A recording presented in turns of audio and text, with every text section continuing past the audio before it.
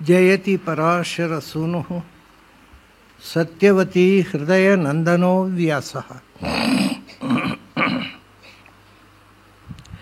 ಯಸ್ಯ ಆಸ್ಯ ಕಮಲಗಲಿತಂ ವಾಂಗ್ಮಯಂ ಅಮೃತಂ ಜಗತ್ಪಿಬತಿ ಭುಜಗ ಭೋಗಾಭಮುದ್ಯಮ್ಯ ಹೃದಯಂ ನಿಜಭುಜಂ ದಕ್ಷಿಣಂ ಲಕ್ಷಣಾಢ್ಯಂ ಲಲಿತಮುದ್ರಿಕ್ತ ವಿಜ್ಞಾನಮುದ್ರಂ ಭಜ ಭಜ ಅನಂತಮಿತ್ಯಾಲಪಂತಂ ಪ್ರಣತವಾನ್ ಪ್ರಾಣಿನಾಂ ಪ್ರಾಣಭೂತಂ ಪ್ರಣತಿಭಿಃ ಪ್ರಣಯೇ ಪೂರ್ಣಬೋಧಂ ಭವದವೋಷ್ಣೇನ ತಾತಪ್ಯಮಾನ್ಯಾನ್ ಭುವಿ ಪರಂ ನಾಥಮಪ್ರೇಕ್ಷಮಾಣಾನ್ ಭುವನಮಾನ್ಯೇನ ಚ ಅನ್ಯೇನ ದೋಷ್ಣ ಭವತು ಭೀರ್ಮಾ ಇತಿ ನ ಸಾಂತ್ವಯಂತಂ ಪ್ರಣತವಾನ್ ಪ್ರಾಣಿನಾಂ ಪ್ರಾಣಭೂತಂ ಪ್ರಣತಿಭಿಃ ಪ್ರಣಯೇ ಪೂರ್ಣಬೋಧಂ. ನನ್ನ ಅಧ್ಯಾತ್ಮ ಬಂಧುಗಳೇ, ಈ ಸಿದ್ಧಿಗಳಲ್ಲಿ ಮನೋಜವ ಅಂತ ಒಂದು ಸಿದ್ಧಿ ನೀವು ಕೇಳಿದ್ದೀರಿ. ನಾನು ನಿನ್ನೆ ಮೊನ್ನೆ ಎಲ್ಲ ಅದ್ರ ಬಗ್ಗೆನೇ ಹೇಳ್ತಾ ಇದ್ದೇನೆ. ಮನೋಜವ ಅಂದರೆ ಏನು ಅಂದರೆ, ಈಗ ನನ್ನ ಮನಸ್ಸು ಈಗ ಉಡುಪಿಯಲ್ಲಿ ಇರಬೇಕು ಅಂತ ಬಣಿಸಿತ್ತು ಇಟ್ಟುಬಿಡಿ. ಯಾವಾಗ ನನ್ನ ಮನಸ್ಸು ಉಡುಪಿ ಹೋಯ್ತೋ ಆವಾಗ ನನ್ನ ದೇಹವೂ ಹೋಗಬೇಕು. ಇದು ಮನೋಜವ. ಇಂತಹದ್ದನ್ನು ಮಾಡುವವರನ್ನು ತಾನು ಕಂಡಿದ್ದೇನೆ ಅಂತ ಪರಮಹಂಸ ಯೋಗಾನಂದರು ಆಟೋಬಯೋಗ್ರಫಿ ಆಫ್ ಎ ಯೋಗಿಯಲ್ಲಿ ಅವರು ಬರೆದಿದ್ದಾರೆ. ಈ ರೀತಿ ಒಂದು ಕಡೆ ಒಬ್ಬರು ಯೋಗಿ ಒಂದು ಕಡೆ ಇದ್ದರು, ಅಲ್ಲಿ ಅವರು ಪ್ರವಚನ ಮಾಡ್ತಾ ಇದ್ದಂತೆ. ಇವರು ಕೆಳಗು ಇಲ್ಲಿ ಕೆಳಗೂ ಇದ್ದಾರೆ, ಕಡೆ ಅಲ್ಲಿ ನೋಡಿದರೆ ಅಲ್ಲೂ ಇದ್ದಾರೆ. ಅಂದರೆ ನಾವು ಮನೋವೇಗದಿಂದ ದೇಹವನ್ನು, ಅದಕ್ಕೆ ಏನು ಸಾಧನೆ, ಇದು ಒಂದು ವಿಷಯ. ಇದೆಲ್ಲ ಸಾಧನೆ ಅಪರೋಕ್ಷ ಜ್ಞಾನಿಗಳಿಗೆ.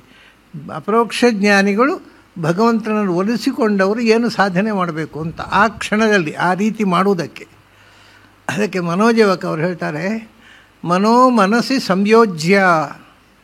ಮನಸ್ಸನ್ನು ಅದು ಮೊದಲು ನೀವು ಮನಸ್ಸು ಬಯಸಬೇಕಲ್ಲ, ಅಲ್ಲಿಗೆ ದೇಹ ಹೋಗಬೇಕು. ಅಂದರೆ ಮನಸ್ಸು ಮತ್ತು ದೇಹಗಳಿಗೆ ಏಕರೂಪತೆ ಇರಬೇಕು. ಅದು ಸಾಧ್ಯವೇ ಇಲ್ಲ. ಯಾಕೆಂದರೆ ಮನಸ್ಸು ಹೋಗುವ ವೇಗದಲ್ಲಿ ದೇಹ ಹೋಗೋದು ಸಾಧ್ಯವೇ ಇಲ್ಲ. ಅದಕ್ಕೆ ಏನು ಅದು ಸಾಧ್ಯ ಆಗಬೇಕಾದ್ರೆ ಏನು ಮಾಡಬೇಕು ಅಂದರೆ, ಅದಕ್ಕೆ ಹೇಳ್ತಾರೆ ಮನಸ್ಸಿ ಸಂಯೋಜ್ಯ ದೇಹಂ ತದನು ಭಾವಾಯುನ. ಮನಸ್ಸನ್ನು ಮೊದಲು ಮನಸ್ಸನ್ನು ನಿಯಂತ್ರಿಸೋ ದೇವರಿಗೆ ಒಪ್ಪಿಸು. ಯಾರು ಮನಸ್ಸನ್ನು ನಿಯಂತ್ರಿಸಿದೇವನು? ಶಿವ. ಸೊ ಹಾಗಾದರೆ ಅವನು ಧ್ಯಾನದಲ್ಲಿ ಶಿವನನ್ನು ಸಾಕ್ಷಾತ್ಕರಿಸಿಕೊಂಡು, ಅಪ್ಪ ಶಿವ, ನನ್ನ ಮನಸ್ಸನ್ನು ನಿನ್ನ ಕೈಯಲ್ಲಿ ಕೊಟ್ಟಿದ್ದೇನೆ. ಅದು ಮನಸ್ಸು ಮಾತ್ರ ಕೊಟ್ಟರೆ ಆಗಲಿಲ್ಲ, ದೇಹವೂ ಹೋಗಬೇಕಲ್ಲ ಮನಸ್ಸಿನೊಟ್ಟಿಗೆ. ಅದಕ್ಕೆ ದೇಹಂ ತದನು. ದೇಹದ ದೇವತೆ ಯಾರು? ದೇಹ ಅಂದರೆ ಪಂಚಭೂತಗಳ ಸೃಷ್ಟಿ ಅಲ್ವಾ. ಪಂಚಭೂತಗಳ ಸೃಷ್ಟಿ ಮಾಡಿದವಾದ ಶಿವ. ಅವನು ಶರೀರಾಭಿಮಾನಿಯು ಶಿವನೇ. ಸೊ ಈ ದೇಹವನ್ನು ಮನಸ್ಸನ್ನು ನೀನು ಒಬ್ಬನೇ ನಿಯಂತ್ರಿಸುವವನಲ್ವ. ಇದು ನೀನು ಒಂದೇ ಕಡೆ ಹೋಗು, ಹಾಗೆ ಮಾಡು ಅಂತ ಅವನನ್ನು ಪ್ರಾರ್ಥಿಸು. ಶಿವನನ್ನು ಪ್ರಾರ್ಥಿಸು. ಮನಸ್ಸಿ ಮನಸ್ತತ್ವದ ದೇವತೆ ಆದ ಶಿವನಲ್ಲಿ ಮನಸ್ಸನ್ನು ಮೊದಲು ಕೊಟ್ಟು ಅವನಿಗೆ ಮನಸ್ಸನ್ನು ಒಪ್ಪಿಸುವುದು. ಇದನ್ನು ನೀನು ಈಗ ನಾನು ಬಯಸಿದಂತೆ ಆಗುವಂತೆ ನೀನು ಮಾಡಿಕೊಡಬೇಕು. ಆಮೇಲೆ ತದನು ದೇಹವು ಶಿವನೇ. ಶರೀರಾಭಿಮಾನಿ ಅಂತ ಅವನು, ಶರೀರ ಪುರುಷ ಶಿವ ಅಂತ. ಅವನು ಶರೀರದ ಅಭಿಮಾನಿಯೂ ಅವನೇ, ಮನಸ್ಸಿನ ಅಭಿಮಾನಿಯೂ ಅವನೇ. ನೀನು ಇದು ಎರಡಕ್ಕೂ ಒಬ್ಬನೇ ಅಭಿಮಾನಿ ಅಲ್ವಾ, ನೀವು ಒಟ್ಟಿಗೆ ಎರಡನ್ನು ಕೊಂಡೋಗಬಾರ್ದ ಅಂತ ಅವನನ್ನು ಕೇಳಿ ಅಂತಾರೆ ಅವರು. ಮೊದಲು ಶಿವನ ಹತ್ರ ಕೇಳಿ. ಆದರೆ ಶಿವ ಅಷ್ಟು ಹೇಳಿ ಬಿಡೋದು ಆಗೋಲ್ಲ. ಯಾಕೆಂದರೆ ಶರೀರ ಮತ್ತು ಮನಸ್ಸು ಹೋದರೆ ಸಾಲದು, ಜೀವ ಹೋಗಬೇಕಲ್ಲ. ಜೀವ ಹೋದರೆ ಕಡೆಗೆ ಜೀವ ಹೋದರೆ ಹೋಗಿ ಏನು ಉಪಯೋಗ? ಅಂದರೆ ವಾಯುನ ಅದ್ರ ಜೊತೆಗೆ ಏನು ವಾಯುದೇವರನ್ನು ಪ್ರಾರ್ಥಿಸ್ಬೇಕಂದ್ರೆ ನೀವು ನಮ್ಮ ಚೆನ್ನಾಗಿ ಹೋಗೋಟ್ಟಿಗೆ ಶಿವನ ಹೋಗೋ ಹಾಗೆ ನೀವು ನಮ್ಮ ಜೊತೆಗೆ ಇರಿ, ಬಿಸಿ. ಆಮೇಲೆ ಮದ್ಧಾರಣಾನುಭಾವೇನ ಇದೆಲ್ಲ ಮಾಡಿ ಅದರ ನಂತರ ಭಗವಂತನ ಹತ್ರ ಪ್ರಾರ್ಥಿಸ್ಕೊಳ್ಬೇಕು. ಇವರು ನಾನು ಏನು ಪ್ರಾರ್ಥನೆ ಮಾಡಿದೆ ಅದನ್ನು ಮಾಡುವಂತೆ ಮಾಡು ಭಗವಂತ ಅಂತ. ಆವಾಗ ಏನಾಗುತ್ತೆ? ತತ್ರಾತ್ಮ ಯತ್ರ ವೈ ಮನಃ. ನಿಮ್ಮ ಮನಸ್ಸು ಎಲ್ಲಿಗೆ ಹೋಗಿದೆಯೋ ಅಲ್ಲಿ ನಿಮ್ಮ ಆತ್ಮ ಹೋಗುತ್ತೆ. ಅಂದರೆ ಆತ್ಮ ಅಂದರೆ ಶರೀರವೂ ಹೌದು, ಜೀವವೂ ಹೌದು. ನೀವು ಮನಸ್ಸು ಯೋಚನೆ ಮಾಡಿದಲ್ಲಿಗೆ ತತ್ಕ್ಷಣ ಅಲ್ಲಿಗೆ ಹೋಗ್ತೀರಿ. ಅಂದರೆ ಇದರ ಹಾಗೆ ಏನೋ ಇಲ್ಲಿಗೆ ನಾನು ಕಣ್ಣು ಮುಚ್ಚಿಕೊಂಡು ಚಂದ್ರಲೋಕಕ್ಕೆ ಹೋಗಬೇಕು ಅಂತ ಅರ್ಥ ಅಲ್ಲ. ನನಗೆ ಒಂದು ಊರಿಗೆ ಹೋಗಬೇಕು, ಅಲ್ಲಿಂದ ಅಲ್ಲಿಗೆ ಹೋಗಬೇಕಾದ್ರೆ ಎಷ್ಟೋ ಮೈಲಿದೆ. ಆದರೆ ನಾನು ಈ ಯೋಗ ಸಿದ್ಧಿಯಿಂದ ನನಗೆ ಅಪರೋಕ್ಷ ಜ್ಞಾನ ಆಗಿದ್ದರೆ ಹೀಗೆ ಭಗವಂತನನ್ನು ಪ್ರಾರ್ಥನೆ ಮಾಡಿ ತನ್ನ ದೇಹ ಮನಸ್ಸಿನಷ್ಟೇ ವೇಗದಲ್ಲಿ ಅಲ್ಲಿ ಹೋಗುವಂತೆ ಮಾಡಬಹುದು. ಯಾಕೆಂದರೆ ದೇಹಕ್ಕೂ ಮನಸ್ಸಿಗೆ ಒಬ್ಬರೇ ಇರೋ ದೇವತೆ. ದೇಹವನ್ನು ನಿಯಂತ್ರಿಸೋವನೇ ಶಿವ, ಮನಸ್ಸನ್ನು ನಿಯಂತ್ರಿಸೋವನು ಶಿವ. ಅವರಿಬ್ಬರು ಒಟ್ಟಿಗೆ ಸೇರಿಬಿಟ್ರೆ ಆಗೋಯ್ತಲ್ಲ. ಅಂದರೆ ಶಿವ ದೇಹ ಮತ್ತು ಮನಸ್ಸನ್ನು ಏಕಕಾಲದಲ್ಲಿ ಅದಕ್ಕೆ ಚಾಲನೆ ಕೊಟ್ಟು ಬಿಟ್ಟರೆ ಅದೇನು ದೊಡ್ಡ ಆಶ್ಚರ್ಯದ ಸಂಗತಿ ಅಲ್ಲ. ಅವರಿಗೆ, ನಮಗೆ ಆಶ್ಚರ್ಯದ ಸಂಗತಿ ಇರ್ಬೋದು, ಆ ಅಭಿಮಾನ ದೇವತೆಗಳಿಗೆ ಅದೇನು ಆಶ್ಚರ್ಯದ ಸಂಗತಿ ಅಲ್ಲ. ಯಾವಾಗ ಬೇಕಾದರೂ ದೇಹವನ್ನು ಎಲ್ಲಿ ಬೇಕಾದ್ರೂ ಒಯ್ಯಬಹುದು ಅವರು. ಹಾಗಾಗಿ ಈ ದೇಹ ಮತ್ತು ಆತ್ಮ, ಮನಸ್ಸು, ಆತ್ಮ ಇವು ಮೂರನ್ನು ಕೂಡ ಭಗವಂತನ ಕೈಗೆ ಒಪ್ಪಿಸಿ ಅದು ತಾನು ಬಯಸಿದ ಜಾಗಕ್ಕೆ ಹೋಗುವಂತೆ ಮಾಡುವಂತ. ಇದನ್ನು ನಾವು ಪ್ರಾರ್ಥನೆ ಮಾಡಿದರೆ ಆಗೋಲ್ಲ. ಇದು ಮೊದಲು ಇದೆಲ್ಲವೂ ಇಲ್ಲಿ ಹೇಳಿದ್ದು ಅಪರೋಕ್ಷ ಜ್ಞಾನಿಗಳಿಗೋಸ್ಕರ. ಇನ್ನೊಂದು ವಿಶೇಷ ಏನು ಅಂದರೆ, ಕೃಷ್ಣ ಭಗವದ್ಗೀತೆಯಲ್ಲಿ ಈ ಸಿದ್ಧಿಗಳ ಬಗ್ಗೆ ಏನೂ ಹೇಳಲಿಲ್ಲ. ಆದರೆ ಉದ್ಧವ ಗೀತೆಯಲ್ಲಿ ತುಂಬ ವಿಸ್ತಾರವಾಗಿ ಹೇಳ್ತಾನೆ. ಈ ಸಿದ್ಧಿಯ ಬಗ್ಗೆ ಉಲ್ಲೇಖವೇ ಇಲ್ಲ ಭಗವದ್ಗೀತೆಯಲ್ಲಿ. ಅದರಲ್ಲಿ ಇದೊಂದು ಮನೋಜವಾಯಿತು. ಮನಸ್ಸು ಎಷ್ಟು ವೇಗವಾಗಿ ಎಲ್ಲಿ ಹೋಗುತ್ತೋ ತತ್ರಾತ್ಮ ಯತ್ರ ವೈ ಮನಃ. ಮನಸ್ಸು ಎಲ್ಲಿ ಹೋಗಿದೆಯೋ ಅಲ್ಲಿ ಇವನ ದೇಹವು ಹೋಗಿ ಸೇರಿಬಿಡುತ್ತೆ. ಅದು ಅವನಿಗೆ ಗೊತ್ತಿರೋದಿಲ್ಲ. ಅಂದರೆ ಅದು ಆ ರೀತಿ ಆಗೋದು ಸಾಧ್ಯ ಅಂತ. ಯಾಕಂದರೆ ಅವನು ಹೋಗೋದಲ್ಲ, ಅವನು ಕಣ್ಣು ಬಿಚ್ಚಿ ತೆರೆಯುವಾಗ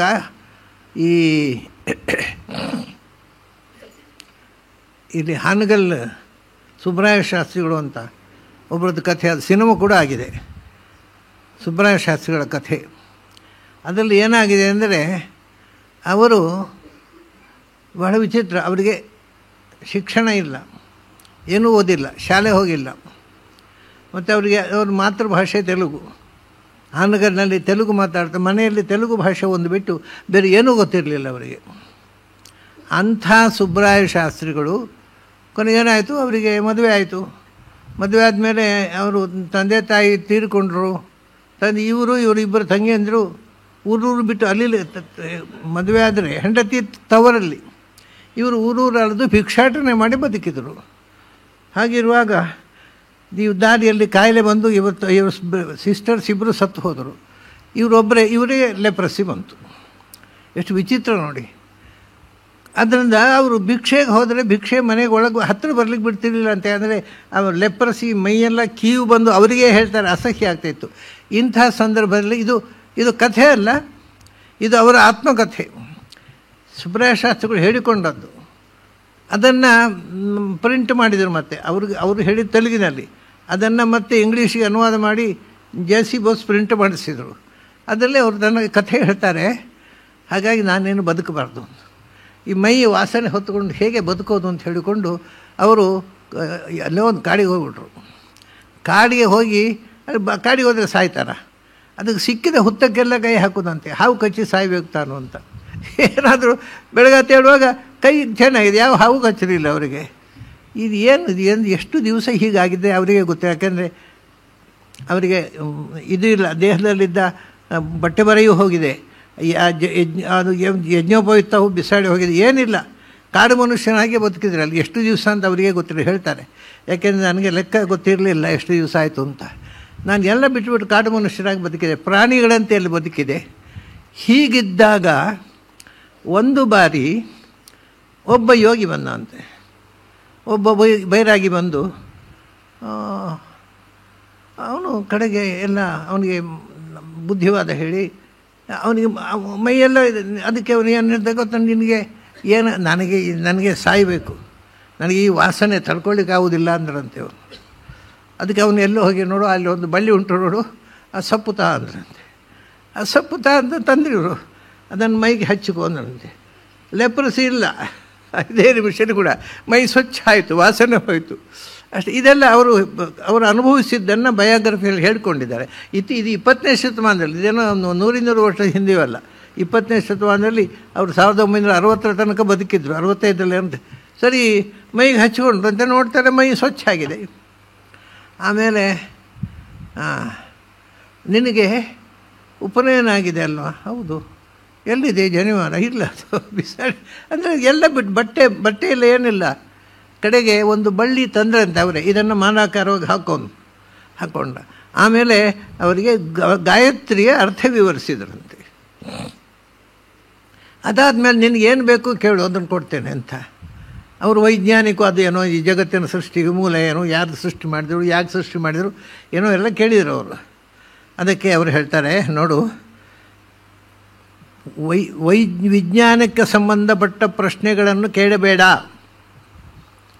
ಯಾಕಪ್ಪ ಅಂದರೆ ಇವತ್ತು ದೇಶ ಹಾಳಾಗ್ತಾ ಇರುವುದೇ ವಿಜ್ಞಾನದಿಂದ ಅಂತ.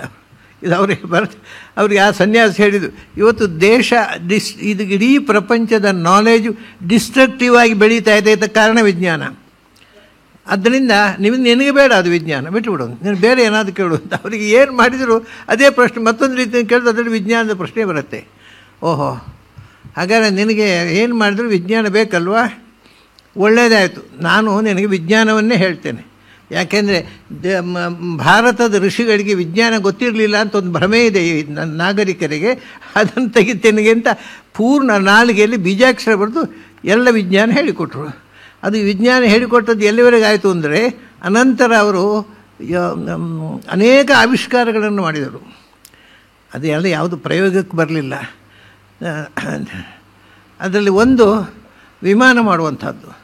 ವಿಮಾನ ಮಾಡುವುದನ್ನು ಮಾಡಲಿಕ್ಕೆ ಬರುವಂಥದ್ದು ಆ ಗ್ರಂಥವೇ ತಮಾಷೆಯಿಂದ ಅವ್ರಿಗೆ ಸಂಸ್ಕೃತ ಬರ್ತಿರಲಿಲ್ಲ. ಸಂಸ್ಕೃತ ಶ್ಲೋಕಗಳನ್ನು ಹೇಳಿದ್ರು, ಬರ್ಕೊಂಡು ಪ್ರಿಂಟ್ ಆಯ್ತು. ಅದು ಈಗ ಪ್ರಿಂಟ್ ಆಗಿದೆ. ಅದು ಇಂಡಿಯನ್ ಏರೋನಾಟಿಕ್ಸ್ ಅಂತ. ವಿಮಾನ ಮಾಡುವುದಕ್ಕೆ ಯಾವ ಮೆಟೀರಿಯಲ್ ಯೂಸ್ ಮಾಡಬೇಕು, ಕಾಸ್ಟ್ಯೂಮ್ ಯಾವುದಿರಬೇಕು ಪೈಲಟ್ನದ್ದು, ಅವನು ಏನು ಎಷ್ಟು ಹೈಟ್ನಲ್ಲಿ ಎಲ್ಲ ಉಂಟು ಅದರಲ್ಲಿ.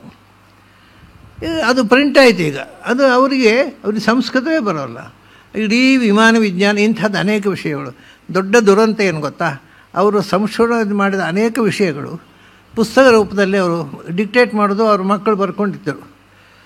ಒಬ್ಬರು ಅವರ ರಿಲೇಟಿವ್ ಆ ಪುಸ್ತಕಗಳನ್ನೆಲ್ಲ ನನ್ನ ಹತ್ರ ತಂದು ಕೊಟ್ಟರು. ಇದು ನೋಡಿ, ವಿಜ್ಞಾನದ ಅನೇಕ ಆವಿಷ್ಕಾರಗಳಿದೆ. ನೀರಿನಿಂದ ಅವರು ಏನು ಹೇಳಿದರು ಅಂದರೆ, ನೀರಿನಿಂದ ನೀವು ಎಲೆಕ್ಟ್ರಿಸಿಟಿ ತಯಾರು ಮಾಡ್ಬೋದು. ಇದು ದೊಡ್ಡ ಈಗಿದ ಹಾಗಲ್ಲ, ನದಿಗಿದೆ ಏನು ಬೇಡ, ನಿಮ್ಮ ಬಾವಿ ನೀರಿನಿಂದ ಎಲೆಕ್ಟ್ರಿಸಿಟಿ ತಯಾರು ಮಾಡ್ಬೋದು. ಇದೆಲ್ಲ ಅವರು ಅದೆಲ್ಲ ಬರೆದಿದ್ದಾರೆ. ಅದು ವಿಜ್ಞಾನಿಗಳು ಒಪ್ಪಲಿಲ್ಲ, ಇದೆಲ್ಲ ಇಂಪಾಸಿಬಲ್ ಅಂತ ರೂಲ್ಔಟ್ ಮಾಡಿದರು. ಆದರೆ ಆ ಮನುಷ್ಯ ಅವರು ಬರೆದಂಥ ಇಂಥ ಸಂಶೋಧನೆಯ ಹಲವು ಪುಸ್ತಕಗಳನ್ನು ನನ್ನ ಹತ್ರ ತಂದು ಕೊಟ್ಟಿದ್ದರು.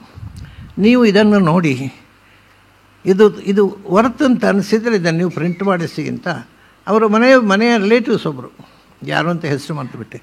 ನನ್ನ ದುರ್ದೈವ ನೋಡಿ, ನಾನು ಅದನ್ನು ಆಫೀಸ್ನಲ್ಲಿ ಇಟ್ಟಿದ್ದೆ. ಯಾರೋ ಎತ್ತಂಗಡಿ ಮಾಡಿದರು. ಇವತ್ತಿಗೂ ಆ ಪುಸ್ತಕ ಇಲ್ಲ. ಯಾರು ಹಿಡ್ಕೊಂಡು ಹೋಗಿಬಿಟ್ಟಿದ್ದಾರೆ. ಹಾಗಾಗಿ ಅದು ಆವಿಷ್ಕಾರ ಆಗಬಾರ್ದು ಅಂತ ದೈವೇಚ್ಛೆಯೇನು. ಯಾಕೆ ಹೇಳಿದರೆ ಅವರಂಥದ್ದು ಹೇಳ್ತಾ ಅವರು ಒಂದು ವಿಷಯ ಹೇಳ್ತಾರೆ. ಆ ಋಷಿ ಎಲ್ಲ ಹೇಳಿ ಆದಮೇಲೆ ಇಲ್ಲಿ ಏನಾಗಿದೆ, ಇವ್ರಿಗೆ ಮದುವೆ ಆಗಿದೆ. ಮದುವೆ ಆದಂದರೆ ಹೆಂಡತಿಯನ್ನು ತವ್ರ ಮನೆಯಲ್ಲಿ ಬಿಟ್ಟು ಇವರು ಹೋಗಿ ಹುಚ್ಚರಾಗಿ ಎಲ್ಲೆಲ್ಲೇ ಹೋಗಿದ್ದಾರೆ. ಎಷ್ಟು ವರ್ಷ ಆಯಿತು ಅಂತ ಗೊತ್ತಿಲ್ಲ ಅವರಿಗೆ. ಅವ್ರು ಹೇಳಿದರಂತೆ, ನೀನು ಈಗ ತಕ್ಷಣ ಊರಿಗೆ ಹೋಗಬೇಕು, ಇಲ್ಲದೇ ಇದ್ದರೆ ತೊಂದರೆ ಆಗುತ್ತೆ ಅಂತ ಹೇಳಿದಂತೆ ಆ ಋಷಿ. ನೀನು ತಕ್ಷಣ ನಿನ್ನ ಊರು ಅಂದರೆ ನಿನ್ನ ಹೆಂಡತಿ ಇರುವವರಿಗೆ, ನಿನ್ನ ಹೆಂಡತಿಯ ತಾಯಿ ಮನೆ ಇದ್ದಲ್ಲಿಗೆ ನೀನು ಅಲ್ಲಿಗೆ ಹೋಗು, ಆ ಮನೆಗೆ ಹೋಗು, ಇಲ್ಲದೇ ಇದ್ದರೆ ತೊಂದರೆ ಆಗುತ್ತೆ ಅಂತ. ಅವಳ್ತ ನನ್ನ ಬಟ್ಟೆ ಬರೆ ಏನೂ ಇಲ್ಲ, ಎಲ್ಲ ಸಿಗುತ್ತೆ, ನೀನು ಹೋಗು ಅಂತ. ಕಡೆಗೆ ನನಗೆ ಹೋಗೋದು ಹೇಗೆ, ನನಗೆ ದಾರಿ ಗೊತ್ತಿಲ್ಲ, ಭಾಷೆ ಬರೋಲ್ಲ, ವೇಷಭೂಷಣ ಇಲ್ಲ, ಅದಕ್ಕೆ ಕಣ್ಣು ಮುಚ್ಚಿ ಕೂತ್ಕೋ ಅಂತ ಹೇಳ್ಯಾರಂತೆ ಅವರು. ಕಣ್ಣು ಮುಚ್ಚಿ ಕೂತ್ಕೋ ಅಂತ ಹೇಳಿ ಕಣ್ಣು ತೆರೆಯುವಾಗ ಊರಿನಲ್ಲಿದ್ದಾರೆ ಅವರು. ಇದು 25ನೇ ಶತಮಾನ ನಡೆದ ಘಟನೆ. ಕಣ್ಣು ತೆರೆದಾಗ ಊರಿನಲ್ಲಿದ್ದಾರೆ. ಅವರಿಗೆ ಆಶ್ಚರ್ಯ. ಅವರು ಹೇಳ್ತಾರೆ, ಹೀಗೆ ಆದಿತು, ನನಗೆ ನಂಬಲಿಕ್ಕಾಗಲಿಲ್ಲ. ಮತ್ತು ಆ ಋಷಿ ಕಾಡಲಿಕ್ಕೆ ಸಿಗಲಿಲ್ಲ. ಆಮೇಲೆ ಇನ್ನೂ ತಮಾಷೆ ಅಂದರೆ, ಅವರು ಕಾಡಿನಲ್ಲಿದ್ದಾಗ ಸುತ್ತ ಈ ಬುಷಸ್ ಇತ್ತಂತೆ, ದೊಡ್ಡ ದೊಡ್ಡ ಪದರುಗಳು. ಅದು ಎಂಥದ್ದು ಅಂತ ಕೇಳಿದಂತೆ ಆ ಋಷಿ. ಅದು ಮರದ ಪದರುಗಳು. ನಿಮ್ಮ ಕಣ್ಣಿಗೆ ಹಾಕಿ ಕಾಣುತ್ತಲ್ವ, ಅವರೆಲ್ಲ ತಪಸ್ಸು ಮಾಡುವ ಋಷಿಗಳು ಅಂತ ಹೇಳಿದಂತೆ ಆತ. ಇದೆಲ್ಲ ತುಂಬ ಬರುತ್ತೆ ಅವರ ಅನುಭವ. ಕಡೆಗೆ ಅಲ್ಲಿ ಹೆಂಡತಿ ಊರಲ್ಲಿ ಬೆಳಗಿನ 4:15 ಗಂಟೆ ಊರಲ್ಲಿದ್ದಾರೆ ಅವರು. ಹೇಗೆ ಹೋದ್ರು ಅಂತ ಅವರಿಗೆ ಗೊತ್ತಿಲ್ಲ. ಆಮೇಲೆ ಅವರಿಗೆ ತಮಾಷೆ ಅಂದರೆ, ಹೋಗೋದು ಹೇಗೆ, ಈಗ ಬತ್ತಲೇ ಇದ್ದಾರೆ. ಆಗ ಆ ಊರಿನವ್ರು ಯಾರೊಬ್ಬರು ಬಟ್ಟೆ ಇಟ್ಕೊಂಡು ಬಂದ್ರಂತೆ. ಅವ್ರಿಗೆ ಕನಸು ಬಿದ್ದಿದೆ, ಅಲ್ಲಿ ಒಬ್ಬ ಬತ್ತಲೇ ಇದ್ದಾರೆ, ಅವನಿಗೆ ಕೊಡು ಅಂತ. ಅವರು ಆ ಬಟ್ಟೆ ಹಿಡ್ಕೊಂಡೋಗಿ ಉಟ್ಕೊಂಡು ಹೆಂಡತಿ ಮನೆಗೆ ಹೋದರು. ನೀನು ಈಗಿಂದೀಗ ಹೋಗದೇ ಇದ್ದರೆ ಅಪಾಯ ಆಗ್ತದೆ ಅಂತ ಹೇಳಿದರು ಅವರು. ವಿಷಯ ಏನು ಗೊತ್ತಾ, ಇವರು ಹೋಗಿ ಎಷ್ಟೋ ವರ್ಷ ಆಗಿದೆ, ಇನ್ನು ಬರಲಿಲ್ಲ. ಆದ್ದರಿಂದ ಅವರು ತಾಯಿ ಮನೆಯವರು, ಅದೇ ಹೆಂಡತಿಯ ತಾಯಿ ತವರ ಮನೆಯವರು ಅವಳಿಗೆ ಮುಂಡನ ಮಾಡಲಿಕ್ಕೆ ಕೂತಿದ್ದಾರೆ. ನೀನು ಇನ್ನು ತಲೆ ಕೂದಲು ಇರಬಾರ್ದು, ನೀನು ವಿಧವೆ ಅಂತ. ಇವರು ಹೋಗದೇ ಇದ್ದರೆ ಅವತ್ತು ತಲೆ ಬೋಳಿಸಿಬಿಡ್ತಿದ್ರು ಪಾಪ. ಆ ನಿರ್ಬಲಾದ ಹೆಣ್ಮಗಳದ್ದು. ಈ ತಲೆ ಬೋಳಿಸೋ ಕಾರ್ಯಕ್ರಮವೇ ಅಶಾಸ್ತ್ರೀಯ. ಆದರೆ ಪಾಪ ಅವಳು ಗಂಡ ಇದ್ದು ತಲೆ ಬೋಳಿಸ್ಕೊಳ್ಬೇಕಾಗ್ತಿತ್ತು. ಎಲ್ಲ ಬಂದಿದ್ದಾರೆ, ಕ್ಷೌರಿಕ ಬಂದಿದ್ದಾನೆ, ಇನ್ನೇನು ತಲೆ ಬೋಡಿಸ್ಬೇಕು ಅನ್ನೋ ಇವ್ರು ಬಂದರು. ಅದೇ ನೀನು ತಕ್ಷಣ ಹೋಗು, ಇಲ್ಲದಿದ್ರೆ ಒಂದು ಹೆಣ್ಣಿಗೆ ಅನ್ಯಾಯ ಆಗುತ್ತೆ ಅಂತ. ಅವ್ರಿಗೆ ಹೇಗೆ ಬಂದರು ಹೇಗೋ ಒಂದು ಗೊತ್ತಿಲ್ಲ. ಅವ್ರು ಹೇಳ್ತಾರೆ ಇದು ಎಲ್ಲವೋ ಒಂದು ಮಿರಕಲ್. ನನಗೆ ಕಣ್ ತೆರೆಯುವಾಗ ನಾನು ಆ ಊರಲ್ಲಿದ್ದೆ, ಅಲ್ಲಿ ಬಟ್ಟೆ ಇಲ್ಲ ಅಂದಾಗ ಯಾರೋ ಒಬ್ರು ನಿಮಗೆ ಬಟ್ಟೆ ಕೊಡಬೇಕು ನನ್ನ ಕನಸಾಗಿದೆ ತೊಗೊಳ್ಳಿ ಅಂತ ಕೊಟ್ಟರು. ಬಟ್ಟೆ ಉಟ್ಕೊಂಡು ಅಲ್ಲಿ ಹೋದರೆ ಅಲ್ಲಿ ಕೇಶಮುಂಡರಕ್ಕೆ ಕೂಡಿಸಿದ್ದಾರೆ ಅವರ ಹೆಂಡತಿಯನ್ನು. ಕಡೆ ಇವರು ಹೋದರು, ಆಮೇಲೆ ಸಂಸಾರ ಮಾಡಿದ್ರು, ಮಕ್ಕಳಾದರು, ಎಲ್ಲ ಆಯಿತು. ಅವರು ಆ ಸಮಯದಲ್ಲಿ ನನಗೆ ಆಗಿರತಕ್ಕಂಥ ಅನುಭವಗಳನ್ನು ಹೇಳಿದ್ದನ್ನು ಜೆ.ಸಿ. ಬೋಸೋ ನಾನು ಇಂಗ್ಲೀಷ್ ಟ್ರಾನ್ಸ್ಲೇಟ್ ಮಾಡಿ ಪಬ್ಲಿಷ್ ಮಾಡಿದರು. ಇದೊಂದು 20ನೇ ಶತಮಾನದಲ್ಲಿ ನಡೆದಂಥ ವಿಸ್ಮಯಕಾರಿ ಘಟನೆ.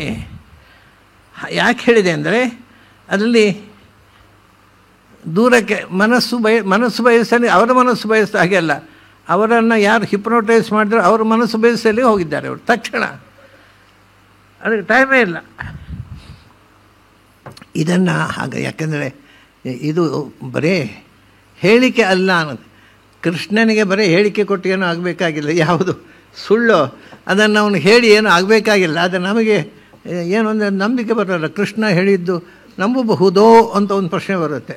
ಯಾಕೆಂದರೆ ಈಗ ಅದು ಬೇಸಿಕ್ ಕ್ವಾಲಿಟಿ ಅಪನಂಬಿಕೆ, ಯಾವುದನ್ನು ನಂಬಬೇಡ ಅಂತ.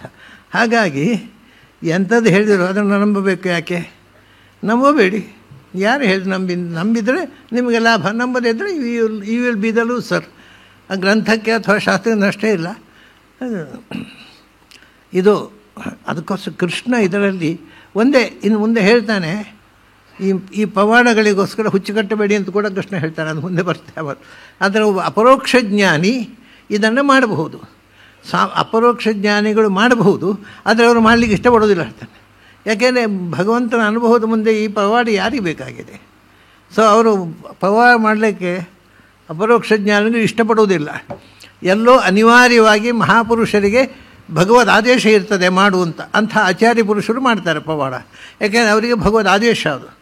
ರಾಮಕೃಷ್ಣ ಪರಮಹಂಸರು ಪದೇ ಪದೇ ಹೇಳ್ತಿದ್ದರು, ಲೋಕಕ್ಕೆ ಮೆಸೇಜ್ ಕೊಡಬೇಕಾಗಿದ್ದರೆ ಅಥವಾ ಏನಾದರೂ ಒಂದು ಪವಾಡ ಮಾಡಬೇಕಾಗಿದ್ದರೆ ಅದಕ್ಕೆ ಭಗವಂತರ ಆದೇಶ ಬೇಕು, ಉಳಿದವ್ರು ಮಾಡಲಿಕ್ಕೆ ಆಗೋದಿಲ್ಲ ಅಂತ ರಾಮಕೃಷ್ಣ ಪರಮಹಂಸರು ಅನೇಕ ಬಾರಿ ಹೇಳಿದ್ದಾರೆ ಈ ಮಾತನ್ನು. ಮೆಸೇಜ್ ಕೊಡಬೇಕಾಗಿದ್ದರೆ ಕೂಡ ಲೋಕಕ್ಕೆ ಬುದ್ಧಿವಾದ ಹೇಳಬೇಕಾಗಿದ್ದರೆ ಡಿವೈನ್ ಸ್ಯಾಂಕ್ಷನ್ ಬೇಕು. ಅದಕ್ಕೆ ಎಲ್ಲರೂ ಉಪದೇಶ, ನಾನು ಆಚಾರ್ಯ ಪುರುಷ ಆಗ್ತೇನೆ ಅಂತ ಹೀಗೆ ಜ್ಞಾನಮುದ್ದೆ ಹಿಡಿದು ಕೊಡಲೇ ಅಥವಾ ಕಾವಿಶಾಟಿ ಊಟ ಕೊಡಲೇ ಜ್ಞಾನ ಪುರುಷ ಆಗೋದಿಲ್ಲ, ಉಪದೇಶ ಕೊಡಲಿಕ್ಕೆ ಆಗೋದಿಲ್ಲ ಅಂತ ಭಾಳ ಸ್ಪಷ್ಟವಾಗಿ ಹೇಳಿದ್ದಾರೆ ಅವರು. ಹಾಗೆ ಕೃಷ್ಣ ಇದು ಹೇಳಿ ಕೊನೆಗೆ ಇದಕ್ಕೆ ತಲೆಕೆಡಿಸಿಕೊಳ್ಬೇಡಿ ಅಂತ ಹೇಳ್ತಾನೆ. ಇದನ್ನು ಮಾಡಲಿಕ್ಕೆ ಪ್ರಯತ್ನ ಮಾಡಬೇಡಿ, ಯಾಕೆಂದರೆ ಅಪರೋಕ್ಷ ಜ್ಞಾನಿಗಳು ಇದನ್ನು ಮಾಡೋಲ್ಲ, ಅವರಿಗೆ ಬೇಕಾಗಿಲ್ಲ ಅದು. ಈಗ ನಾವು ಮನೋಜವಾಯಿತು, ಆಮೇಲೆ ಕಾಮರೂಪ, ಬಯಸಿದ ರೂಪ ಧರಿಸುವುದು. ಬಯಸಿದ ರೂಪ ಅಂದರೆ ಯಾವುದೋ ಅಲ್ಲ, ಯಾವುದೋ ಒಂದು ಪ್ರಾಣಿ ರೂಪ ಧರಿಸಬೇಕು, ಇನ್ನೊಂದು ರೂಪ ಏನೋ ಒಂದು ಬೇರೆ ಒಬ್ಬ ವ್ಯಕ್ತಿ ಹಾಗೆ ಕಾಣಿಸ್ಬೇಕು. ಆಗ ಏನು ಮಾಡಬೇಕು ಅಂತ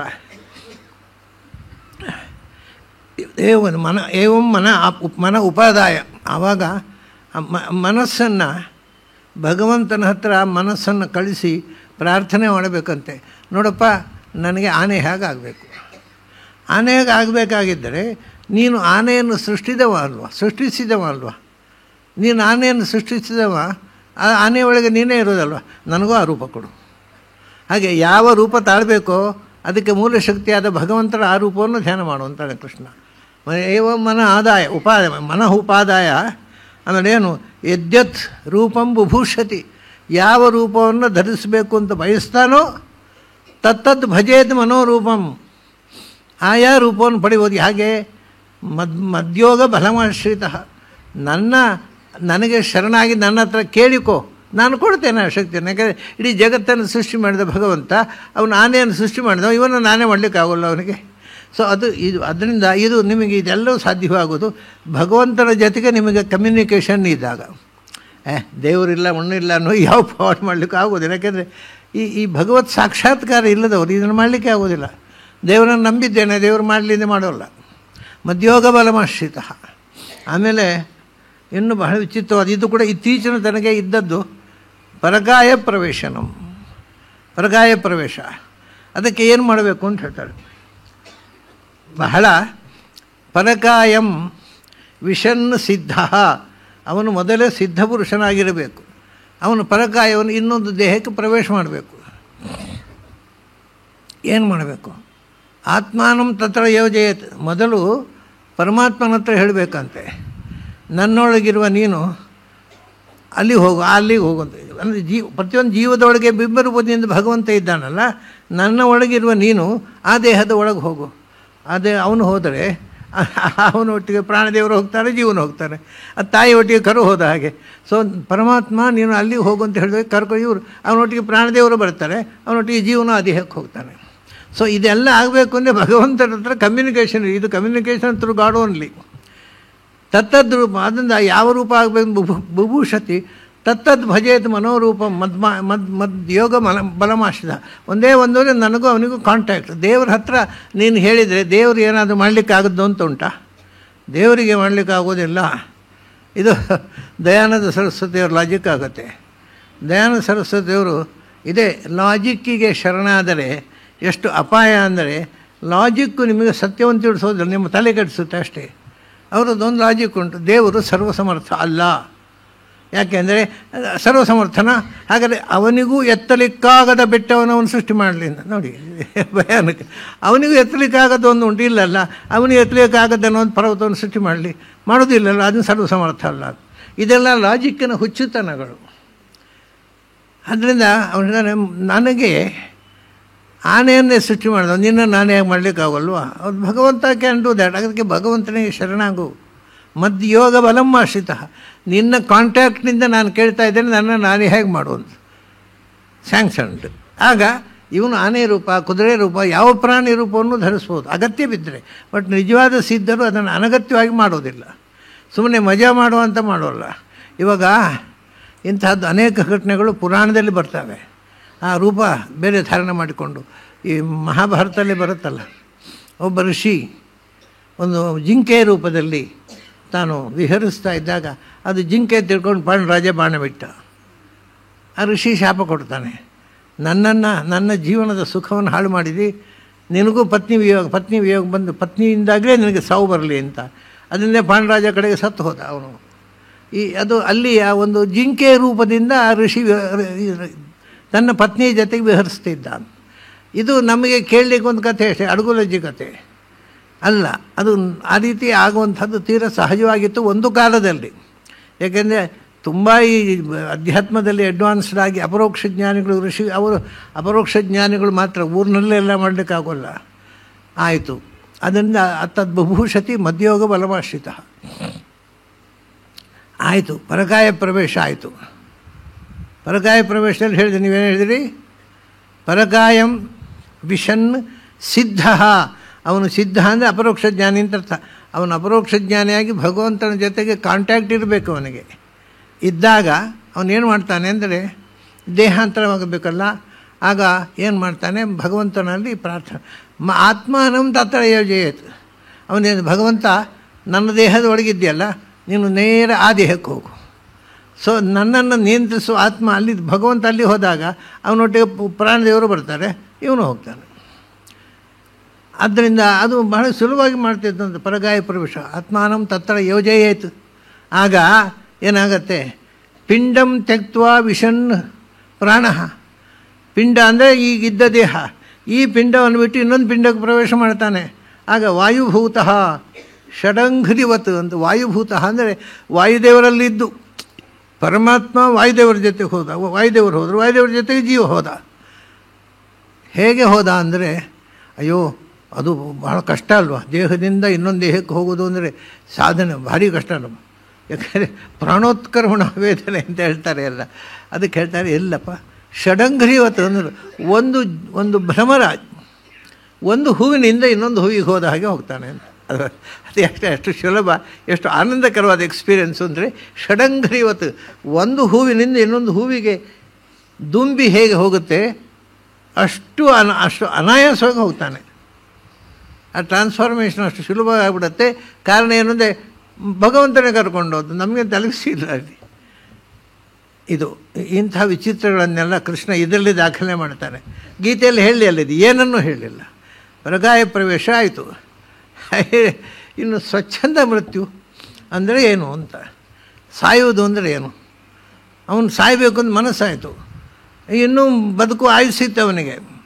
ಅದೇ ಸಾಕು, ಬದುಕು ಸಾಯಬೇಕು ಅಂತ ಕಂಡಿತು. ಇದು ಕೂಡ ನೋಡಿ ಪರಮಹಂಸ ಯೋಗಾನಂದರು ಅಲ್ಲ, ನಮ್ಮ ಸ್ವಾಮಿರಾಮ್ಗೆ ಇದನ್ನು ಎಕ್ಸ್ಪೀರಿಯನ್ಸ್ ಬರೆದಿದ್ದಾರೆ. ಸ್ವಾಮಿರಾಮ್ ಅವ್ರು ತನ್ನ ಎಕ್ಸ್ಪೀರಿಯನ್ಸ್ ಬರೆಯುವಾಗ ಒಂದು ಕಥೆ ಬರೀತಾರೆ.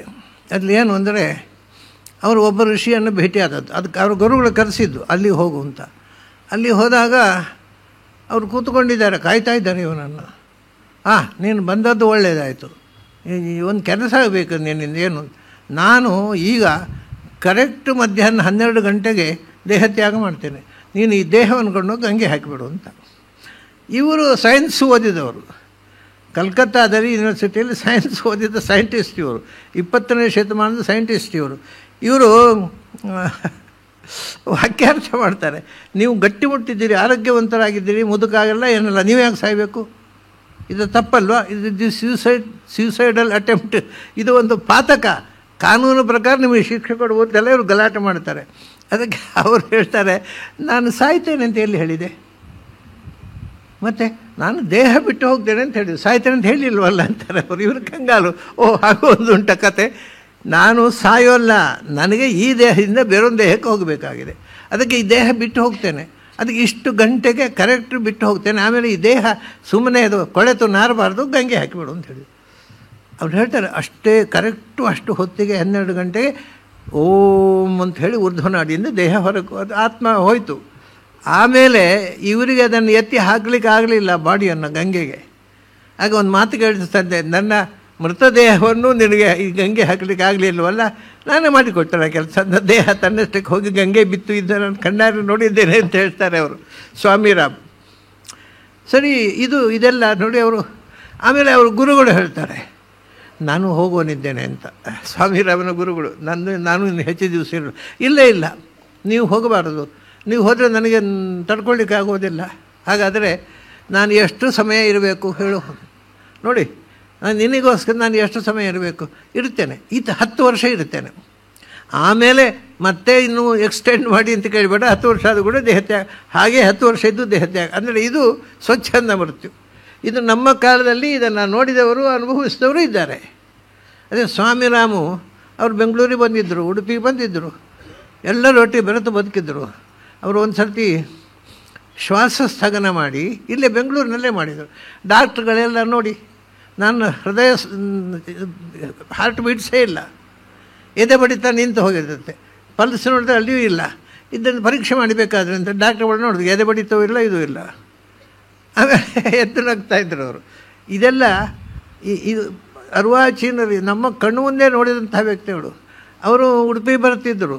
ಉಡುಪಿಯಲ್ಲೊಂದು ಬೈರಾಗಿಗಳ ಛತ್ರ ಅಂತ ಇತ್ತು ಮುಂಚೆ, ಈಗ ಇಲ್ಲ. ಅಲ್ಲಿ ಕೂತ್ಕೊಂಡು ಕೃಷ್ಣ ಮಠದಲ್ಲಿ ಕೊಟ್ಟದನ್ನು ತಿಂದು ಅಲ್ಲಿ ಆ ಛತ್ರದಲ್ಲಿ ಮಲಗಿಕೊಂಡು ಹೋಗ್ತಿದ್ದರು. ಯಾರಿಗೂ ಗೊತ್ತಿಲ್ಲ ಅವರು ಸಿದ್ಧ ಪುರುಷ ಅಂತ. ಆದರೆ ಅವರ ಸಿದ್ಧಿ ಎಷ್ಟು ಅದ್ಭುತ ಅಂದರೆ ಹಾರ್ಟ್ ಬೀಟ್ಸ್ ನಿಲ್ಲಿಸ್ತಿದ್ರು ಅವರು. ಬಟ್ ನಾನು ನೋಡಿ, ನನಗೆ ಹಾರ್ಟ್ ಬೀಟ್ಸ್ ಇದ್ದರೆ ನೋಡಿ, ಇಂದ ಸ್ಟೆಥೋಸ್ಕೋಪ್ ಇಟ್ಟು ನೋಡಿ ಅಂತ ಕೇಳ್ತಿದ್ರು. ಇಲ್ಲ, ಹಾರ್ಟ್ ಬೀಟ್ಸ್ ಇಲ್ಲ. ಸುಮಾರು 5 ನಿಮಿಷ ಆದಮೇಲೆ ಎದ್ದು ನಿಂತುಬಿಡ್ತಿದ್ರು. ಇದೆಲ್ಲ ಇವತ್ತು ಹೇಳಿದರೆ ಜನಕ್ಕೆ ನಂಬಿಕೆಯೇ ಆಗೋದಿಲ್ಲ, ಅದೆಲ್ಲ ಬೋಗಸ್ಸು ಅಂತ. ಬೋಗಸ್ಸಲ್ಲ, ಯಾಕಂದರೆ ಇಂಥದ್ದು ಅನೇಕ ನಾನು ಕಣ್ಣಾರೆ ಕಂಡವನಾದ್ದರಿಂದ ನಾನು ಬೋಗಸ್ಸು ಅಂತ ಹೇಳಲಿಕ್ಕಾಗೋದಿಲ್ಲ. ಇದು ವಿಷಯಗಳನ್ನು ಮತ್ತು ಅವರು ತನ್ನ ಜೀವನ ಚರಿತ್ರೆ ಉಲ್ಲೇಖ ಮಾಡಿದ್ದಾರೆ. ಸ್ವಾಮಿರಾಮ್ ಅವರು ಬರೆದ ಪುಸ್ತಕದ ಅದ್ಭುತ ಪುಸ್ತಕ. ಆಶ್ಚರ್ಯ ಏನು ಗೊತ್ತುಂಟ, ಶಿವರಾಮ್ ಕಾರಂತರು ದೇವರನ್ನು ನಂಬ್ತಿರಲಿಲ್ಲ. ಅವರು living with the Himalayan masters ಅಂತ ಸ್ವಾಮಿರಾಮ್ ಬರೆದ ಪುಸ್ತಕ, ಅದನ್ನು ಓದಿ ಇದೊಂದು ಅದರಲ್ಲಿ ನಾನು ನಂಬದೇ ಇದ್ದರೂ ಈ ಪುಸ್ತಕ ಓದಿ ನನಗೆ ಅನೇಕ ವಿಷಯ ತಿಳಿಯಿತು. ಇದೊಂದು ಅದ್ಭುತ ಪುಸ್ತಕ ಅಂತ ವಿಮರ್ಶೆ ಬರೆದಿದ್ದರು. ಆ ಪುಸ್ತಕ ಓದಿ ಬಹಳ ಖುಷಿಪಟ್ಟಿದ್ದರು ಕಾರಂತರು. ಅವರು ದೇವರು ನಂಬೋರಲ್ಲ, ಆದರೆ ಕೊನೆಗೆ ಈ ಪುಸ್ತಕ ನೋಡಿದ ಮೇಲೆ ನನಗೆ ಎಷ್ಟೋ ವಿಷಯಗಳಲ್ಲಿ ಕಣ್ತರಿಯುವಂತಾಯಿತು ಅಂತ ಬರೆದಿದ್ದರು ಪಾಪ. ಇದು ಅಲ್ಲಿ ನೋಡಿ, ಅಲ್ಲಿ ದೇಹತ್ಯಾಗ ಮಾಡುವುದು ಇಷ್ಟಕ್ಕೆ ಬಂದಾಗ ಅವರಿಗೆ ದೇಹತ್ಯಾಗ ಮಾಡಿ ಬದುಕುವುದಲ್ಲ. ಇದು ಸ್ವಚ್ಛಂದ ಮೃತ್ಯು ಅಂದರೆ ನಾನು ಸಾಯಬೇಕು, ಅದೇ ನಿಮಗೆ ಇನ್ನೂ ಆಯುಸ್ಸುಂಟು, ನನಗೆ ಬೇಡ ಈ ದೇಹ. ಅದು ಅವರಾಗಿ ಇವರು ಆರ್ಗ್ಯುಮೆಂಟ್ ಮಾಡಿದ್ದಕ್ಕೆ ನೀವು ಸಾಯಬಾರ್ದು, ನಾನು ಸಾಯ್ತೇನೆ ಅಂತ ಹೇಳಿಲ್ವಲ್ಲ. ಇದು ಎಷ್ಟು ವಿಚಿತ್ರ ನೋಡಿ. ಮತ್ತು ಎಂತ ನೀವು ಮಾಡೋದು, ನಾನು ದೇಹತ್ಯಾಗ ಮಾಡ್ತೇನೆ ಅಂತ ಹೇಳಿದ್ದು, ನಾನು ಸಾಯ್ತೇನೆ ಅಂತ ಹೇಳಲಿಲ್ಲ. ಇದು ಭಾಳ ಜನಕ್ಕೆ ಅರ್ಥವೇ ಆಗೋದಿಲ್ಲ. ನೀವು ಸೈಂಟಿಸ್ಟು, ಸೈನ್ಸ್ ಓದಿದವರು, ನಿಮಗೆಲ್ಲ ಅರ್ಥ ಆಗೋಲ್ಲ ಅಂತ ತಮಾಷೆ ಮಾಡ್ತಾರೆ ಅವರು. ಮತ್ತೆ ಹೀಗೆ ಎಷ್ಟೋ ಶಕ್ತಿಗಳು ಇವತ್ತು ಅಜ್ಞಾತವಾಗಿ ಎಲ್ಲೋ ಒಂದೆರಡು ಅದು ಹೋಗ್ತಾ ಇದೆ ಈಗ. ಯಾಕೆಂದರೆ ನಾವು ಬ್ರೈನ್ ವಾಶ್ ಮಾಡ್ತಾ ಇದ್ದೇವೆ ನಮ್ಮ ಮಕ್ಕಳದ್ದು ಶಾಲೆ ಕಾಲೇಜುಗಳಲ್ಲಿ. ಅದನ್ನೆಲ್ಲ ನಂಬಬೇಡಿ, ಅಡುಗುಲಜ್ಜಿ ಕಥೆ ಅಂತ ಅದು ನಂಬಿಕೆ ಬರದಂತೆ ಮಾಡ್ತಾ ಇದ್ದೇವೆ ನಾವು. ಹಾಗಾಗಿ ಅದು ನಂಬಿಕೆ ಹೋಗ್ತಾ ಕ್ರಮೇಣ ಅದನ್ನು ಮಾಡುವವರು ಹೋಗ್ತಾರೆ. ಒಂಥರ ಬರ್ಬರ ದೇಶವಾಗುತ್ತೆ ಈ ದೇಶ. ಒಂದು ದೊಡ್ಡ ಸಿದ್ಧಿಯನ್ನು ಜಗತ್ತಿಗೆ ಕೊಟ್ಟ ದೇಶ ಬರ್ಬರ ದೇಶವಾಗಿ ಹೋಗುತ್ತೆ. ಆಯಿತು, ಅದು ದೇಹತ್ಯಾಗ ಮಾಡೋದು ಹೇಗೆ ಅಂತ. ಬದುಕಿರುವಾಗಲೇ ದೇಹದಿಂದ ಹೊರಗೆ ಹೋಗಬೇಕು, ಇಷ್ಟವಾಯಿತು. ಸಾಯೋದಲ್ಲ, ದೇಹದಿಂದ ಹೊರಗೆ ಹೋಗೋದು ಅಷ್ಟೇ. ಅದಕ್ಕೆ ಇವತ್ತಿನ ಶಬ್ದ ಪ್ರಕಾರ ಏನೋದಕ್ಕೆ ಸಾಯುವುದೇ. ಅದು ಅವಳಿದೆ, ನಾನು ಸಾಯೋದಲ್ಲ, ದೇಹದಿಂದ ಹೊರಗೆ ಹೋಗೋದು ಅಂತ ಅಷ್ಟೇ. ಕಡೆಗೆ ಇವರು ಅದು ಹೇಗೆ ದೇಹತ್ಯಾಗ ಮಾಡೋದು ಅನ್ನೋದಕ್ಕೆ ಕೃಷ್ಣ ಹೇಳ್ತಾನೆ, ಪಾರ್ಷ್ಣ್ಯ ಆಪೀಡ್ಯ ಗುದಂ. ಮೊದಲು ವಜ್ರಾಸನ ಹಾಕಿ ಕೂತ್ಕೊಂತಾನೆ. ವಜ್ರಾಸನ ಕೂತು, ಯಾಕೆಂದರೆ ಈ ದೇಹದಲ್ಲಿ ಷಟ್ಚಕ್ರಗಳಿವೆ. ಷಟ್ಚಕ್ರ 7 ಚಕ್ರಗಳಿವೆ, ಅದು ಬಿಡಿ. ಮುಖ್ಯವಾಗಿ ಮೂಲಾಧಾರ ಗೊನಾಡ್, ಆಮೇಲೆ ಮೂಲೇಚ ನಾಭವು ಎಡ್ರಿನಲ್ ಗ್ಲ್ಯಾಂಡ್ಸ್, ಆಮೇಲೆ ಹೃದಯದಲ್ಲಿ ಥೈಮಸ್ ಗ್ಲ್ಯಾಂಡ್, ಅದಕ್ಕೆ ಅನಾಹತ ಚಕ್ರ, ಆಮೇಲೆ ಇಲ್ಲಿ ಥೈರಾಯ್ಡು ಪ್ಯಾರಾಥೈರಾಯ್ಡು, ಅದಕ್ಕೆ ಅವರೇನಂತಾರೆ ವಿಶುದ್ಧಿ ಚಕ್ರ ಅಂತಾರೆ. ಅಲ್ಲಿಂದ ಇಲ್ಲಿಗೆ ಆಜ್ಞಾ ಚಕ್ರ, ಇಲ್ಲಿ ಸಹಸ್ರಾರ. ಇದು 6 ಸ್ಪಿರಿಚುವಲ್ ಸೆಂಟರ್ಸ್ ಆಫ್ ಬಾಡಿ.